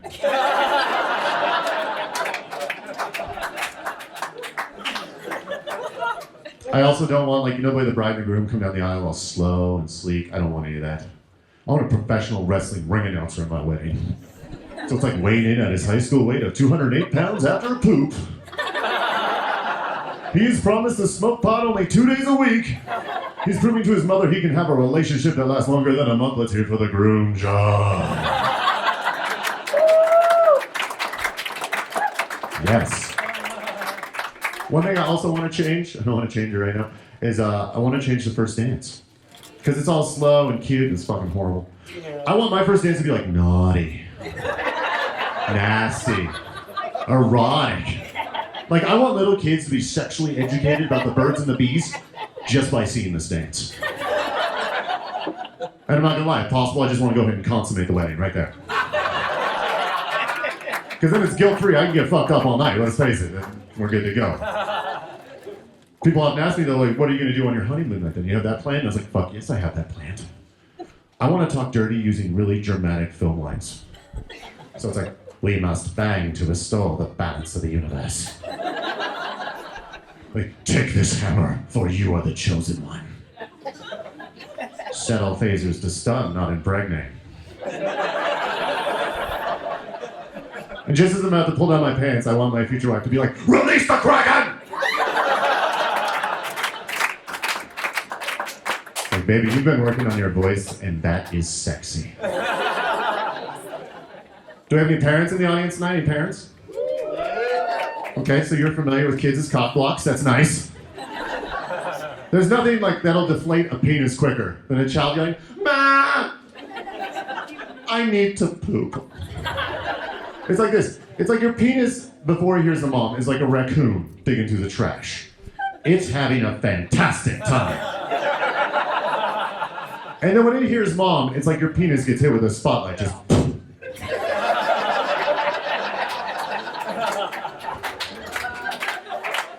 And then it just burrows away. And I don't know if it's like global warming, I don't know if it's karma, I don't know if it's basically the gravitational push of the moon, but for some weird reason, your penis adapts the characteristics of a child. Like, everything's cool now, let's get up, we're good, let's go play. No. Like, we waited for 8 hours to get on this fantastic ride vagina, and I'm just gonna sit here and pout. Uh-huh. Fuck you, penis.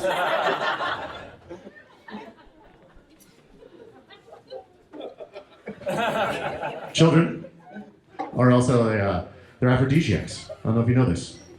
I just say children as babies are aphrodisiacs because basically as soon as a woman sees it and you're dating them, the panties just fall off her. I don't know what it is. And I have to say this, for every cute little baby out there, there's enough sexual energy to spawn 20 asshole kids. That's science, go look that up. Some of my friends have 8 kids. 8 kids. Yeah, and they're like tired and exhausted all the time. And I'm like, if you have 8 kids and you're tired and you're exhausted all the time, here's an idea. Stop fucking. Just stop. I know that if I had 2 kids, I'd turn to my wife or girlfriends and be like, all right, rock, paper, scissors, let's just see which one of us is getting our sexual equipment cut. Not as familiar with that one, are we, Helena? Okay. I saw the billboard on the way in.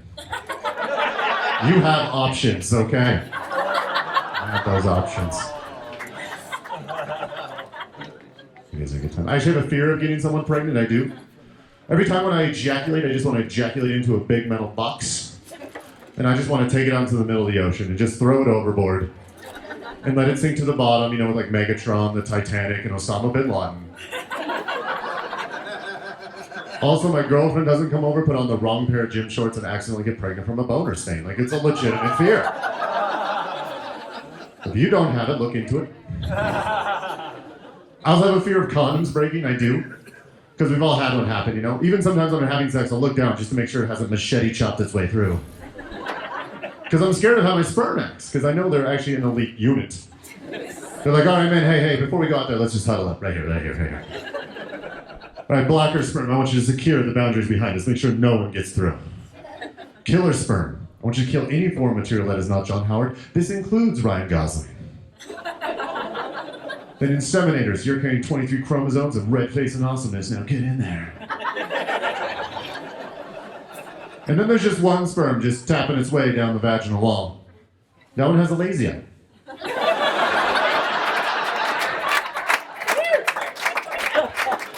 That's the one that's gonna get in there every fucking time. Baby's gonna fall out of the womb with 2 crooked eyes. I'm like, I know who's responsible for that. I do. It's me. There's some fun-filled facts, though, about semen. Fun-filled facts, yeah. This is like Sesame Street. Did you know that bacon lowers your sperm count? Yeah, because that's great, because as men, we now have a new form of birth control.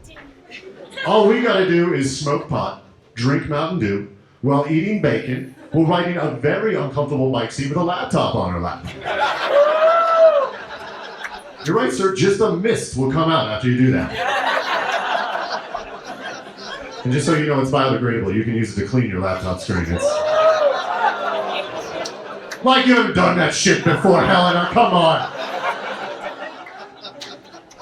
So there's a crazy statistic. It's 85% of computer screens have semen on them. So just know that when you go home tonight. Stop it. Grow up.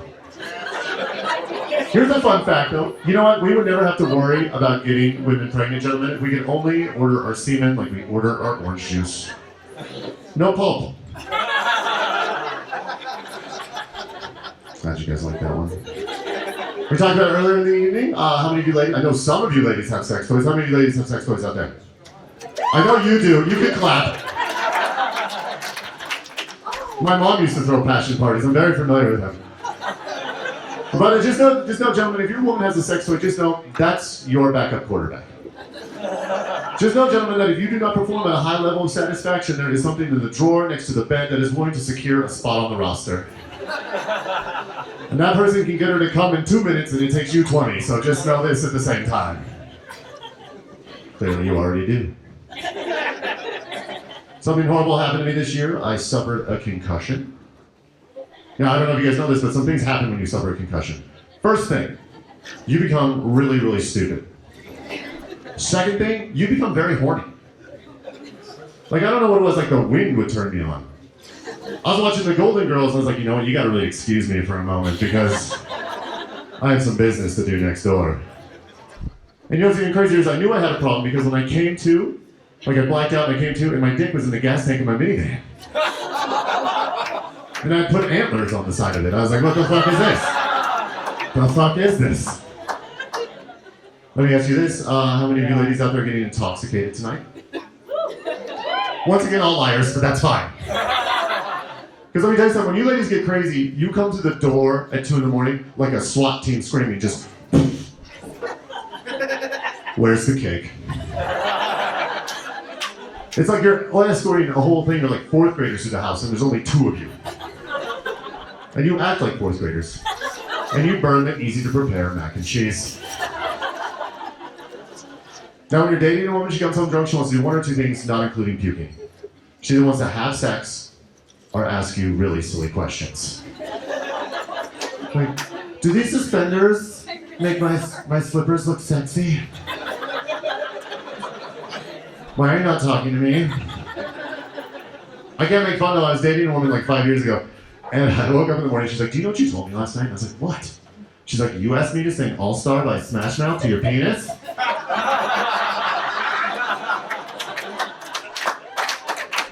Because you were having performance issues. I was like, oh, that explains why the lyrics are written in a Sharpie on my chest, I guess, right? I am an all-star, so I just know that one. As you get older, you receive a lot of credit card applications. You guys receive some of those? You guys have credit cards here in Helena, right? That's true? Yeah, okay, good. But it's weird because some people, when they sign up for credit cards and they can't really pay it back, it's a lot like sharing a prison cell with a large man that wants to make like a lot of love to you. Like, you like this interest? Does this interest look big to you? Because this 18.9% interest will be fucking you for the next 6 years. Someone's familiar with it, I see. That's nice. I think I do okay in jail, kind of like John. Not doing that because I'm soft and cuddly. It's because I drink a lot of Pabst, which basically means that I nearly shit myself like twice a day.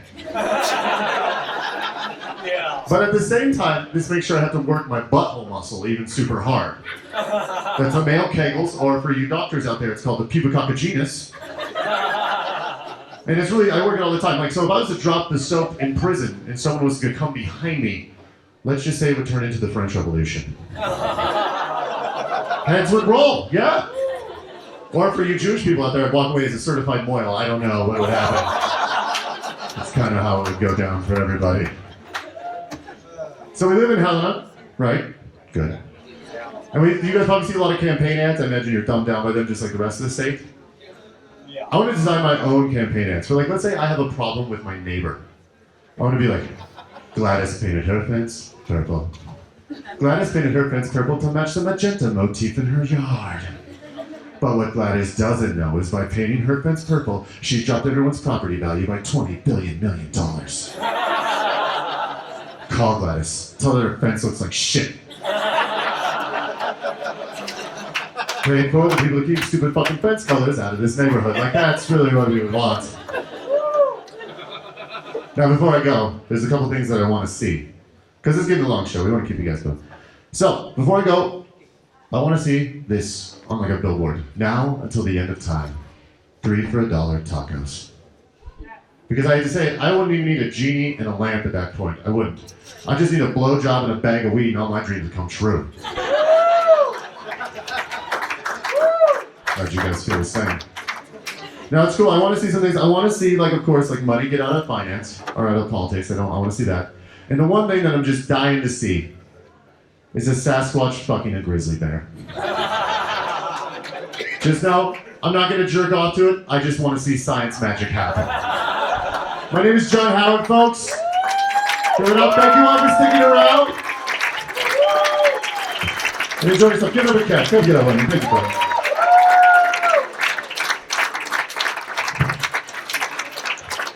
Give it up for John Howard. We are in Helena. We do have a lot of politics that goes on here. How many of you fuckers voted? Alright, good. That would be the entirety of this goddamn town because I looked at the numbers and nobody fucking voted in this election. It was amazing. There was the jail that was up, and some friends of mine who will look at me and think that I'm crazy because I voted against it, but I would like to point out I voted against it for a very specific reason.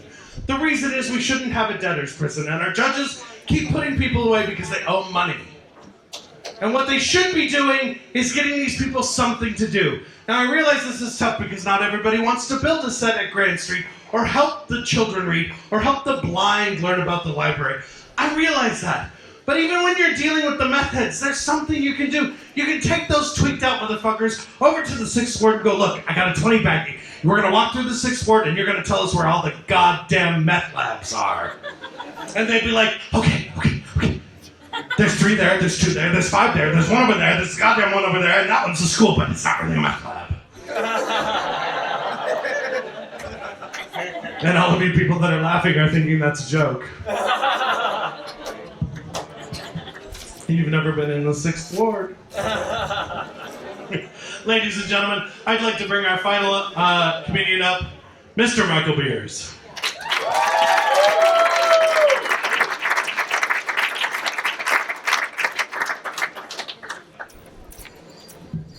Keep it going for Kev.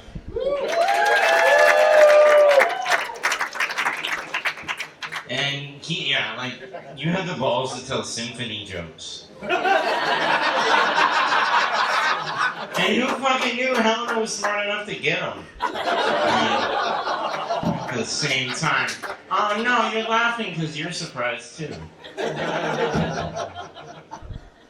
Don't worry, Butte's still in it. I love Butte. Butte's like the cousin, like the friend you can make fun of, but no one else can. Like, cause you know him. Like, when people come from out of town and they're like, oh yeah, I drove through Butt, Montana, you're like, shut your mouth. No, I can say whatever the fuck I want about you. Cause I slept on sidewalks there. You're a tourist. I love that town. Alright, speaking of sleeping on sidewalks, anybody else reading PBR? I know my buddy John is. Alright, fun little audience interaction. If you're drinking, like, look at the front of the can and look at the top right. It says established 1844. Scroll down to the bottom right where it says won the blue ribbon in 1893. It took them that long to make beer taste like shit. Does not deserve a ribbon. And what the fuck did second place taste like? Wow.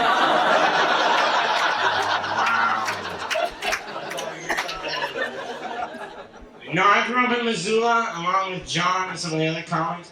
My first memory of Missoula growing up, I was about 10 years old, and my mother loves a bargain. We always went shopping in thrift stores. I'm not a stranger to thrift store underwear. Which is weird, because it's weird to be a 10-year-old and be like, well, Mom, no, I don't think Superman is black. Like,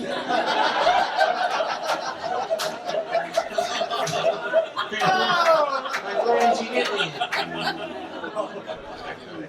But no, we were downtown and we were bargain hunting, and I don't remember what we were shopping for. But I do remember one moment very clearly. And it's the moment I looked up from the sidewalk into the sky. And eagles, I saw a sign, like a beacon of hope. It said secondhand store. Ha-ha! Yes! Find me a store that has what I need.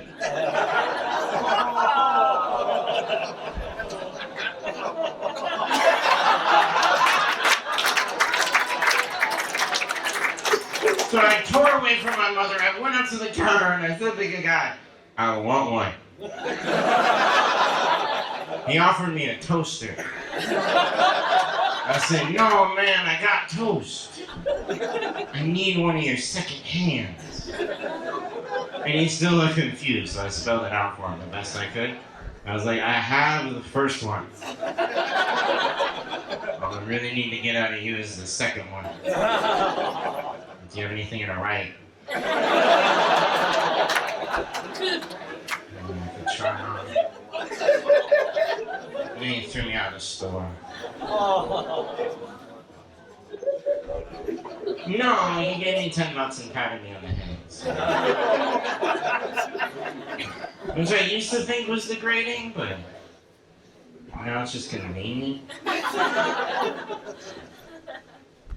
Well, I want to tell the story because it's very true. I was just in Virginia doing a series of shows. Got kicked out of a high school for laughing. I'm a 33-year-old man. It's weird to get kicked out of class. But I was getting an assembly to this school, and they had me sit in on one of the history classes. Be like, these are our students. This is our teacher. And this teacher, and I hope schools in Montana aren't doing this anymore, but he had the audacity. Because it was just after Columbus Day. And he was like, Columbus was a hero and he discovered the new world. If there's anything my uncle in Browning has taught me,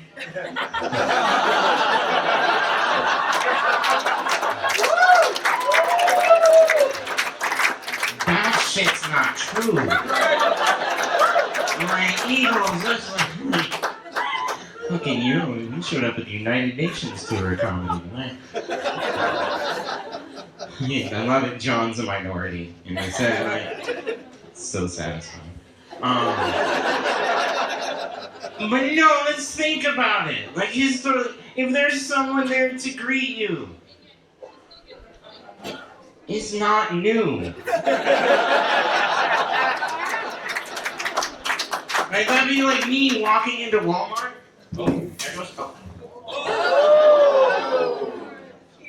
Huh? Yeah. I thought I was gonna drop the mic. It's just expensive. But no, that'd be like me walking into Walmart. When the old dude in the vest says welcome, I say no. This is a brand new store. Oh no! Fall apart. Theater guys. They're all the same. Yeah, give this guy a round of applause. Yeah, man. No, I appreciate it. I was a little short-handed there for a second. Elaborate setup. Yeah. No, I mean, like me walking into Walmart and saying, no, this is a brand new store. I just discovered it. Show me your corn. Wow, after all that, it still works. Fantastic, Kev. You're the man. Oh, I love Montana. It's the only place in the world where you stumble, spill a beer, and a new one appears. He's good. But yeah, I love to travel for comedy. Just got back. I go through the Missoula airport whenever I travel, and I feel like I'm very cool going through TSA. Like I got my shoes off. Boom. I got everything out of my pockets. Boom. Like, here, you want a separate bin for the laptop? I already did it. And then we got the body scanners in Missoula. And like, I know everybody at TSA on a first name basis. I love Cliff. Cliff always says, hey, have a nice trip. And then there's always that moment where I'm like, hey, you too. And then I realize that they're not going on a trip. And it's the same interaction you have with the ticket person at the movies. They're like, enjoy the show. You're like, you too. Next time, I'm going to say have a nice day. Next time, I'm going to come back for Star Wars. I'm going to say the right thing. But no, like, I get through it, and I was like, oh, these are shiny and new. And he's like, yeah, Mike, we need your belt. I was like, Dave, you've never needed my belt before. He's like, well, it's a new machine. You know, you gotta take your belt off. I was like, Dave, I mean, we know each other, right? You know I don't have an ass. So, like, if I take the belt off, the pants are coming down. And he says, no, man, it's TSA rules. So I did that, like in middle school, when you used to wear your pants real low, and you, like, put your hand in your pocket and try to keep your pants up at the same time. You kind of strap like that. Like, that was cool back in the day. And so I was doing that, and I get in the machine, and Dave has the audacity to say, Mike, put your hands up. Fuck you, Dave. He's like, you gotta do it, man. So I put my hands in the air, and sure enough, pants at the ankles. And I was like, Dave, are you good? He's like, can you pull your pants up? I was like, Dave. We did this 5 times. I pull my pants up, he'd say, put your arms up, my pants would fall down. Until finally we got the timing right. So I pulled my pants up way up to my nipples. You know, like Urkel. And I was like, all right, Dave, when I say go, hit the button.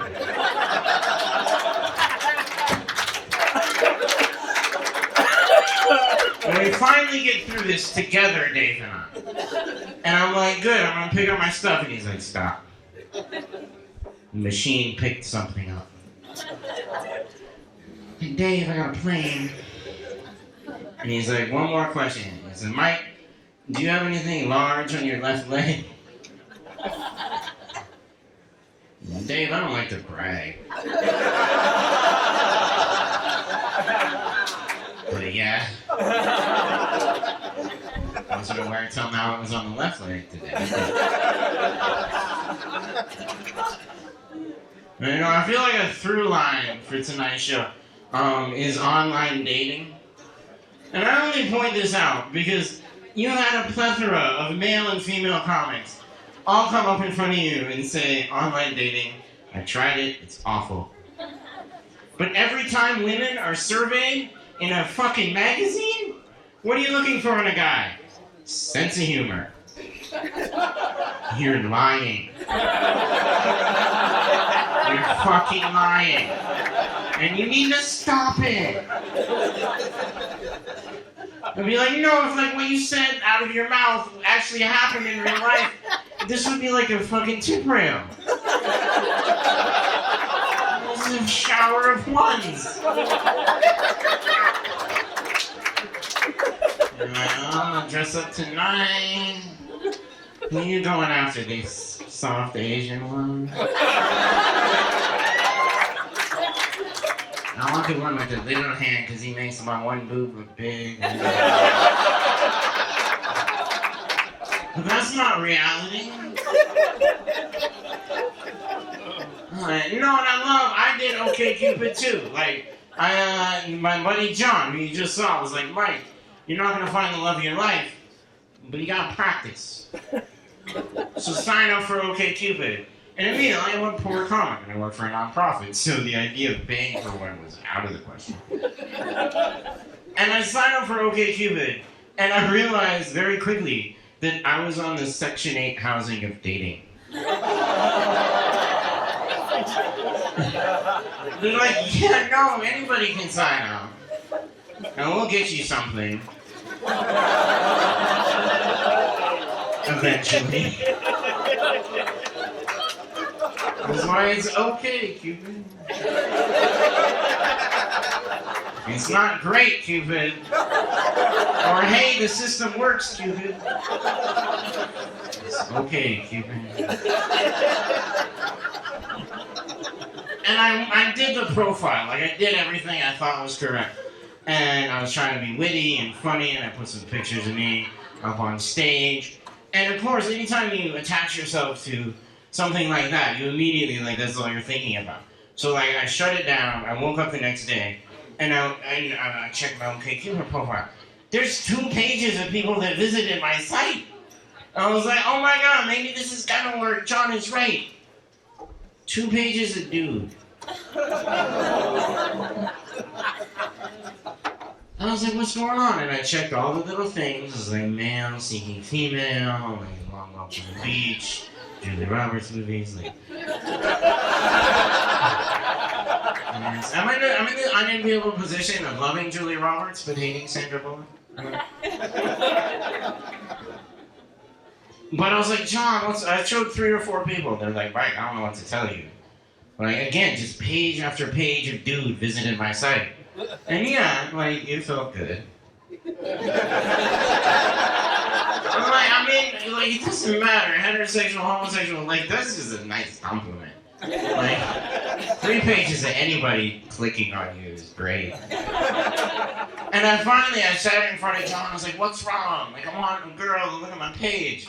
And he scanned it with his lazy eye. I was like,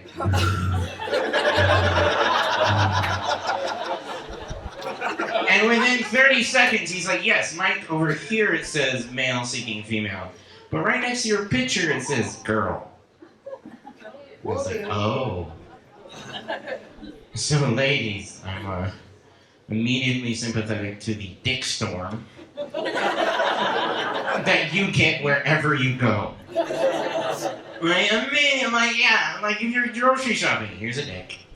If you're online checking your email, here's 50 dicks. Because we're not picky. Every picture I had a beard. Still got 3 pages of dudes. It's hard, but relationships are hard. Like, you know, a lot of guys open up to me. I don't know why.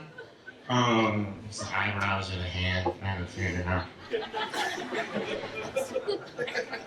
It's like people giggling like, why would eyebrows be anything? But no, the kind of like, love my girl. She's great. I just like spending time with her. But she never shuts up. Ever. Like, you love a girl, and you're like, I just need her to pause for a second. And immediately, like, I want to be sympathetic, but at the same time, I grew up with a single mother and 3 girls in the house. Like, this was my childhood. I didn't know I could pee standing up until I was 12. And I said, my mom and my sisters had a conference with, like, see, if we don't tell him, he'll never know. So I know this. So any guy that approaches me and like, my girl talks too much, I'm like, shut up. Because you only hear the words that are coming out of the mouth. What she's protecting you from are the 17 monologues in her fucking head. Yeah, she might be talking about work, but in her mind, there's like inner child monologue. There's this dress makes my eyebrows look weird monologue. A vagina monologue. And unless you want to, like, if you hear them all at the same time, your face will melt off your head. That's why you never see a guy in an Ambien commercial.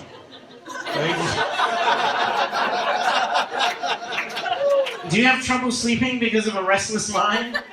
No. Like, it's boobs and sports, but when I want to shut it off, it's a switch.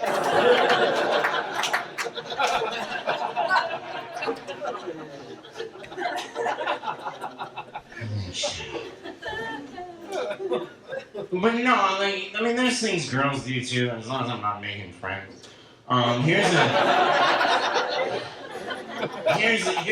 a piece of nugget of information, almost as good as, you know, John's sperm on the screen statistic. Like, if you're in a relationship, guys, like, have you ever been called a dog in a relationship? You're like, oh my god, that guy's a dog.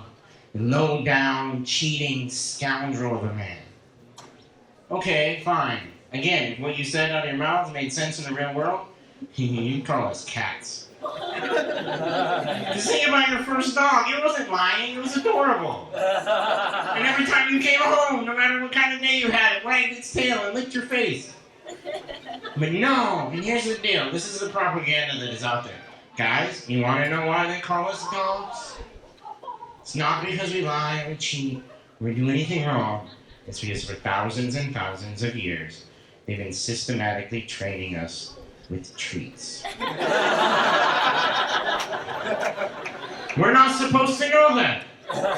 Like, yeah, my sisters thought I was asleep at one of their meetings. No, I was listening.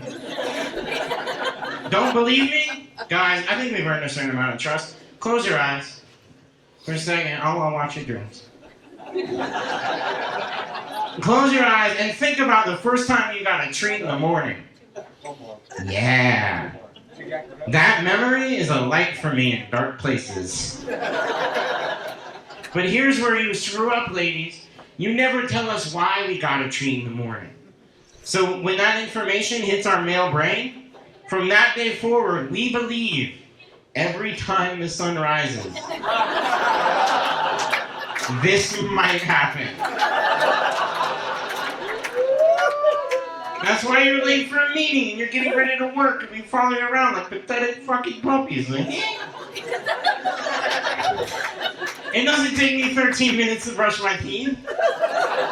I'm waiting for even a hint of an invitation into the shower. Like, what? What was that? I remember one morning, and I'm not proud of this, but I hadn't had a treat in a while. And I was in this relationship, and I tried, like, the whole time. And she's like, oh, we're gonna be late, She's finally rushing out the door, and I was like, baby, but wait! She's like, what? What could possibly be so important? And I looked right at her and I said, I have special needs.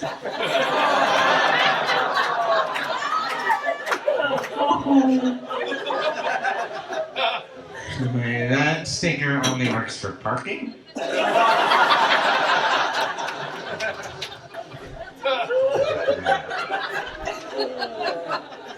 And then I'm not even gonna ask Like, anytime you ask an audience question, everyone's lying.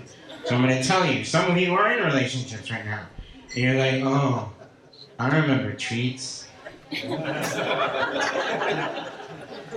after you get past the treats phase, you get into this weird fucking brownie point system. And can I just say it? What the fuck is a brownie point? And how do I spend them? I certainly know how to earn them. Picking your girlfriends up at the bar at 3 o'clock in the morning. Brownie points. Stopping at 3 different fast food places on the way. Brownie points. Pretending I give a shit about going on a hike with your cousins when they're in town. Brownie points. I'm like the Bill Gates of fucking brownie points. Certainly, you don't think about brownie points when you're mad at me. I can't just cash them in and be like, hey. And then when a relationship ends, what do you do with that bank? Like, based on this system, I'm like, yeah, I understand it didn't work out, but here's my account.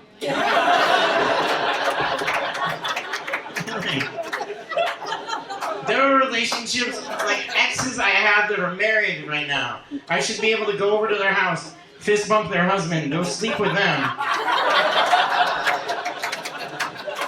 And be like, brownie points. Be like, alright. If the world made sense.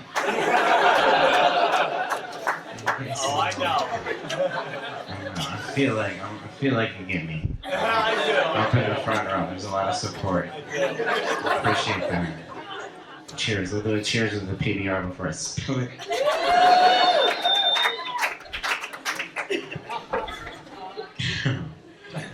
I'm getting older, I've realized there's certain things, as you get older, you understand, because you've tried things, you've experienced the world, and you get to a point where you're like, nope, I don't like that. And then there's a certain amount of confidence in it. And I say that, and I have complete confidence in this.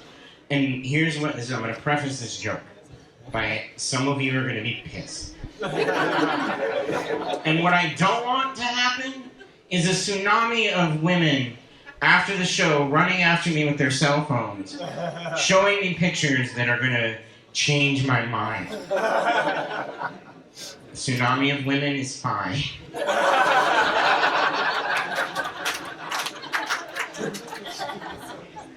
Say it very clearly.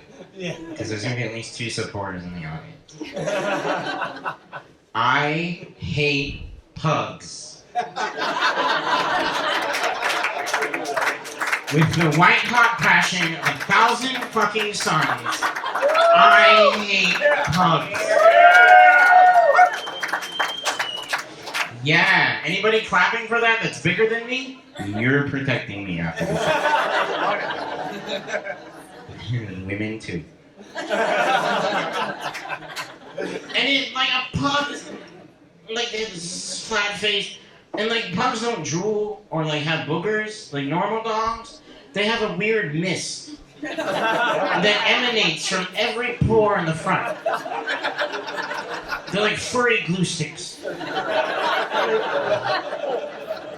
Super adhesive. I fixed the lamp with pug mist on it. I mean, the pug broke the lamp, so it worked out. And I don't know. Like, if I'm really gonna self-reflect, it's not pugs that I hate. It's far be it for me to hate something for being born a certain way. That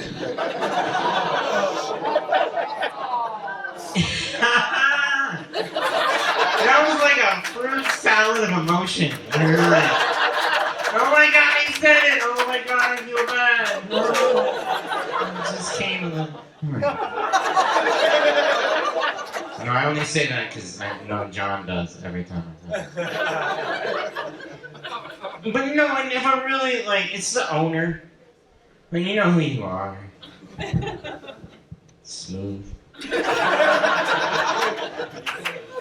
because something happens to a pug owner. You're a human being that's rational and you make adult choices. And then you go to a shelter or you go to a farm or wherever the fuck you get a pug. and something happens to you psychologically in the car ride home. And you believe when you get there, at the end of that journey, you have carried this thing for 9 months. And you birthed it. Because that's the only way to explain how you treat your pugs. I have never met a trained pug in my life. Other dogs, like the owners say, oh my god, I'm gonna bring him over to the barbecue, we're gonna be outside.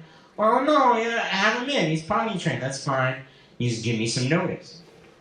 Pugs just show up. And the owner's like, well, you invited me, so I assume that you knew. The parents would be coming with me. And then the dog comes into the house and it tears up your furniture, it makes messes on your floor. And does it get yelled at like a normal dog? No, because you're too busy taking pictures of it. And putting adorable captions on it, like, poop, there it is.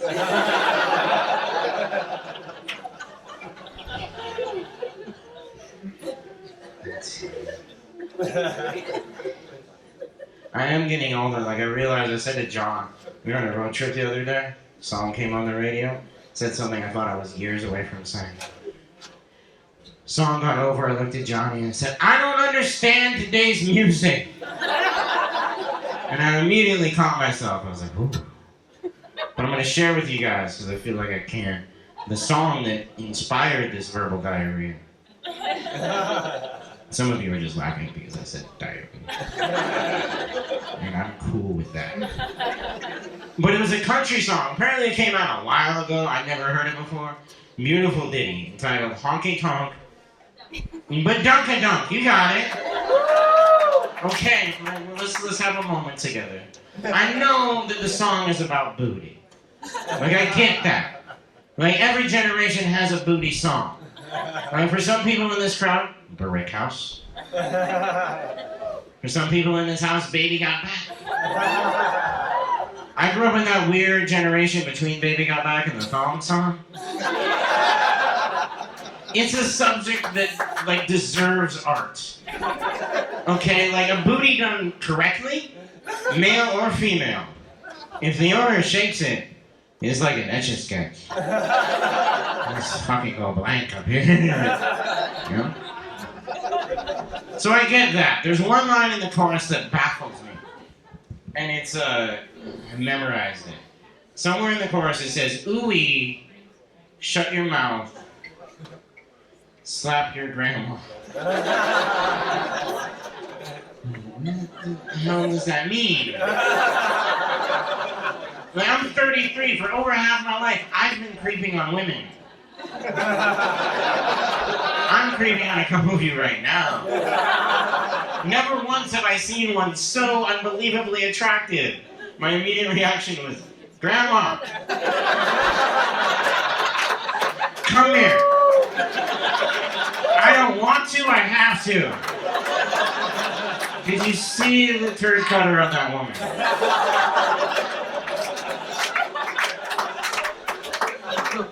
And ladies, what kind of compliment is that? You know what used to be a compliment? Poetry. Shakespeare. This is where your standards used to be. God, it was funny. But now, like, seriously, you're out on a date with your significant other, and they got their date voice on, which is always 4 octaves lower than the normal voice. It's like, baby, I love you. You're pretty. I feel like I can open up around you. You know, I want to spend time with you. And to prove that love. Dramatic pause. To prove that love, I didn't buy you flowers. I didn't buy you candy or jewelry. Baby, our love runs so deep. I beat the shit out of my grandma last night. She was using a cane last week. She's in a wheelchair now. Because I love you. And Helena, we all love you too. Thank you for coming out.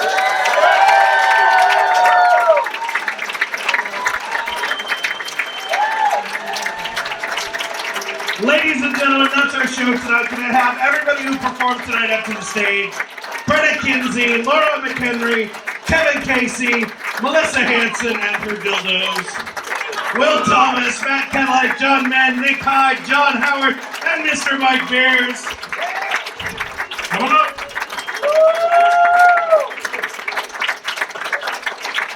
So, ladies and gentlemen, tonight was an experiment because we haven't had comedy in Helena for a little over a decade.